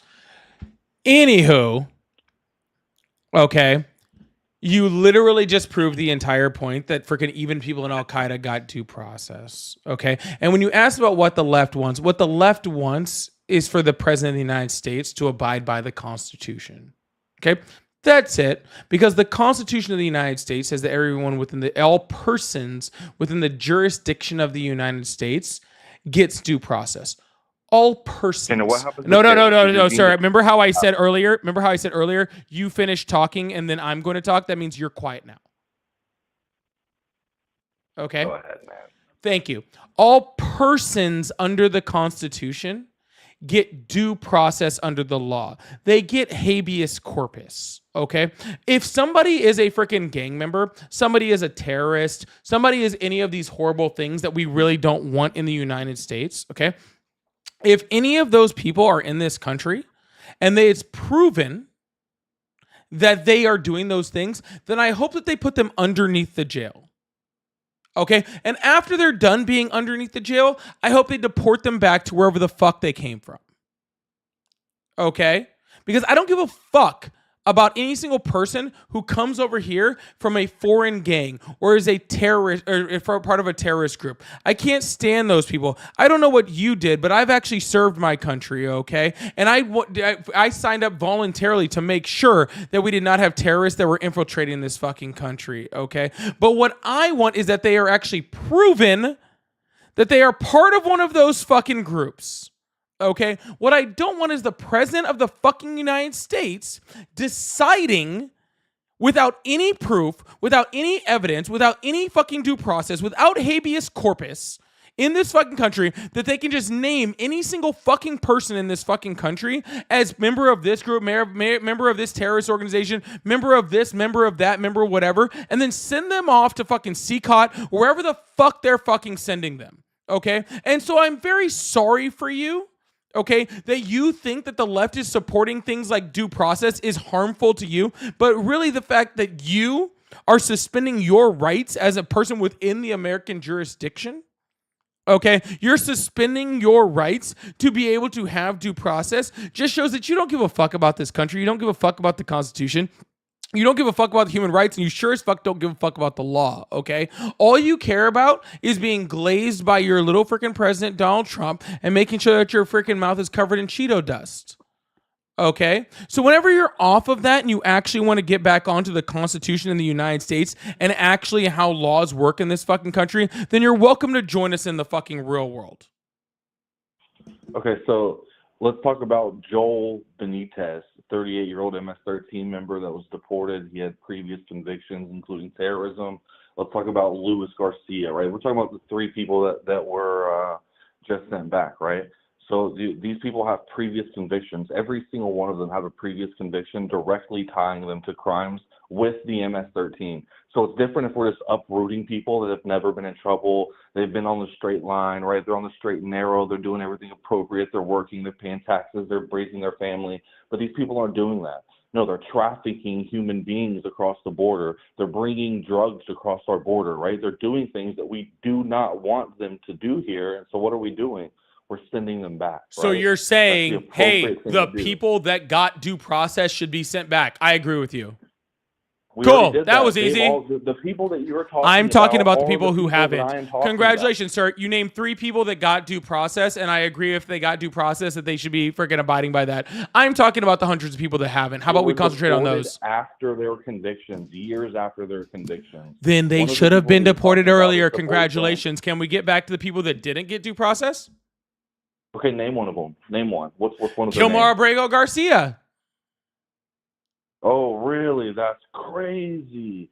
Oh, okay. Oh, Garcia. Okay, From yeah. El Salvador, aggravated murder charges in the U.S. He had multiple drug convictions. Aggravated murder charges in the U.S.? 2014. Show me proof of that Hold now. on. Show, no. Including Not the holding off for 2014 shit. Show me conviction. proof of that right now. Hold on, I'm Tell me reading where it I right can now, find that. buddy. No, Listen, no, I'm no. reading I'm not letting you say another goddamn word from the until ICE you. website. No, From the ICE website. That's fine. Then show me where I ICE can find website. proof of that. Luis Go ahead. Antonio Nope. Garcia. Garcia was deported to El Salvador to face aggravated murder charges. Cool. In the Show me US, proof of he had that. multiple drug convictions, including Maybe you don't hear me. Maybe this microphone isn't working. Before you say another single word about him, show me proof of that. ICE. I just told you. Go to their ICE. website. Okay, Look I at will the type name. in ICE. ICE. Frozen water. Can you please give me a little bit more specific information on where I can find that? August 28th, the ICE, the Department of ICE, August MS-13 member 28th. deported to face, listen, MS-13 member deported to face aggravated murder charges in El Salvador. That is the title that you need to be looking for. And in that particular I don't need you to article, explain it to me. I'm says- pulling it up. Don't worry. Perfect. Including a 2014 conviction for Cool. attempting to That's not. distribute controlled That is substances with Luis possession Antonio intent Garcia. misuse of cocaine. That is not Kilmore Abrego Garcia. Nice try though.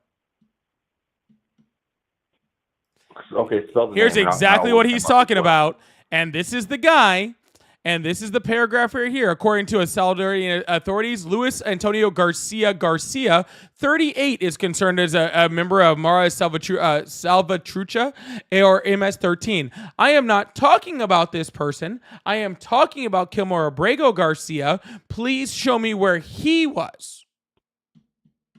Okay, spell his name. Kilmar, Kilmar, Abrego, Abrego. I think I spelled that wrong. Garcia, you can figure that part out. While he's trying to figure out which Garcia we're talking about, because apparently all Garcias are the same to him, if you guys are on the YouTube side, please hit like and subscribe over there on the live if you're enjoying it. I really appreciate it. If you're on the YouTube side, we're still waiting on those 14 more subscribers to finish off that live goal. So if you'd like to subscribe, this is a great time. Remember, for less than a cup of coffee a month, you can support our creator like me. I really appreciate that. And if you'd like to subscribe, if you'd like to support on either side, I do have Cash App, Venmo, PayPal. They are all at Polypolitics, just like my name. That really does support and help me to keep doing this every single day. So I really, really appreciate that.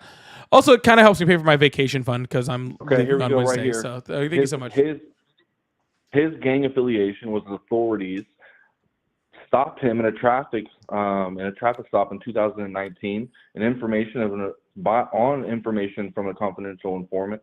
And those claims, however, never brought justice. They did find drugs in the car.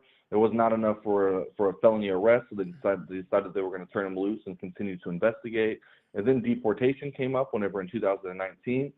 There were Sir, several I things can that read involved- Fox News if I want to myself. Do you have a point in this? That's the New York Post, bud. That's actually worse.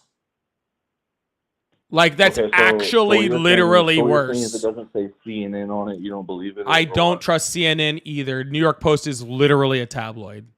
I trust Fox News literally more than I trust New York Post. Okay, so what's an acceptable source for you then? Bro, I would accept a 4-year-old's crayon writing over a New York Post. What about ICE? Sure. Fantastic. Let me pull up the other article. So basically what you're saying is what you do is you go through and you only read the things that back up what you say, and you don't read into any actual character references Sir, or people if that I wrote pulled up a things about Superman how they were a comic, danger to the society. sir, if I brought And up a you're like, Superman okay, comic, I would you again, take that as a again, source? You're cutting me off. Again, sir, you're you don't cutting know me what a off, good right? source is. I mean, so what you're saying is ICE isn't a good source, like the If people you who have ICE legitimately source carry for out me, the then give it to me. deportations of these Last people? ICE source you brought up was the Ron Garcia. I even put it up on the screen for you.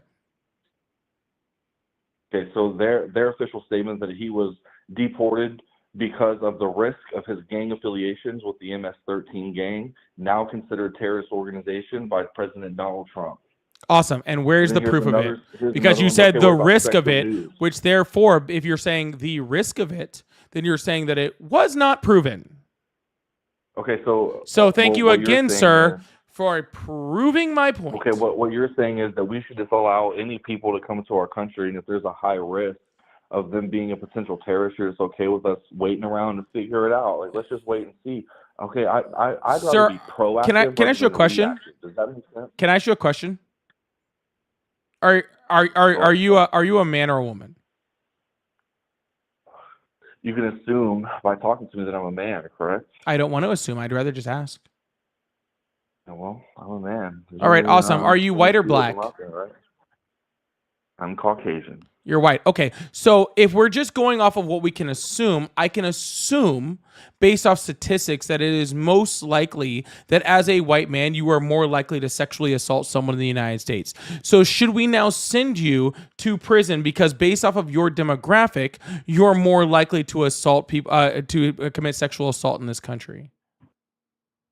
Or, Okay, so again, you're taking it to a level that you're taking should to a level of maybe there they be call it evidence and we have to, non-logical. or maybe, Hold on. They call it a non-logical response. or should we Hold have on, to hold on. prove that What in you're court doing is, what you're because doing is maybe you're psychology not? 101, bud. It's called a non-logical response. That's what you do when you know that you can't argue a point in real terms. You have to take things to an extreme, right? That doesn't make any sense so that you can have that gotcha moment. Okay, so what you need to do is you need to bring that down to a relative term, which means that it's something that you can reference that's actually logically plausible to happen.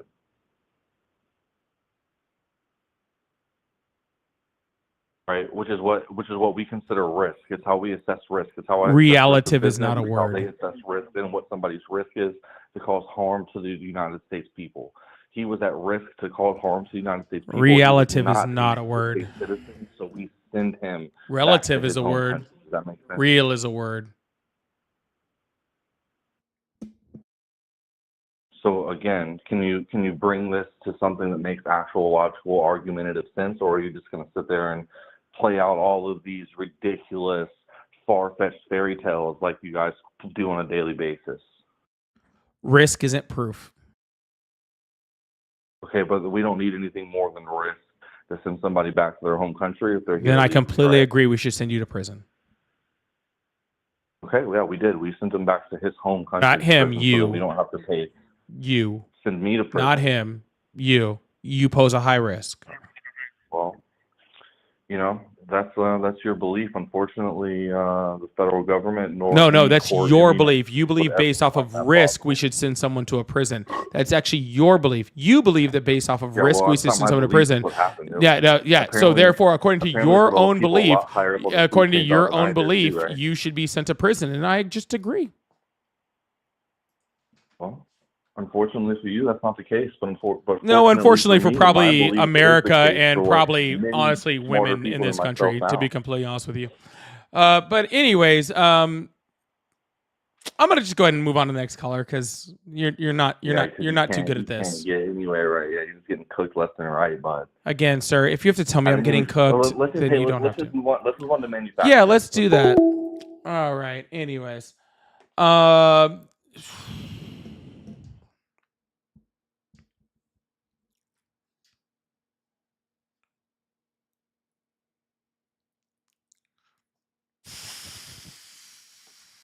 that was it. Edward, thank you so much for the little victory things. That's so cool, and for the level up sparks. I really appreciate that. Thank you guys so much. Look, y'all, I've been on for just about 2.5 hours. I need to get off the night. I'm done. I'm having a great night, but I am done for the night. I hope you guys all have a wonderful night. I will be back on tomorrow, 6:30 p.m. Central, both on YouTube and TikTok. I love you guys. Thank you guys so much for being here. I will see you guys tomorrow, all right? Y'all have a wonderful one. Bye.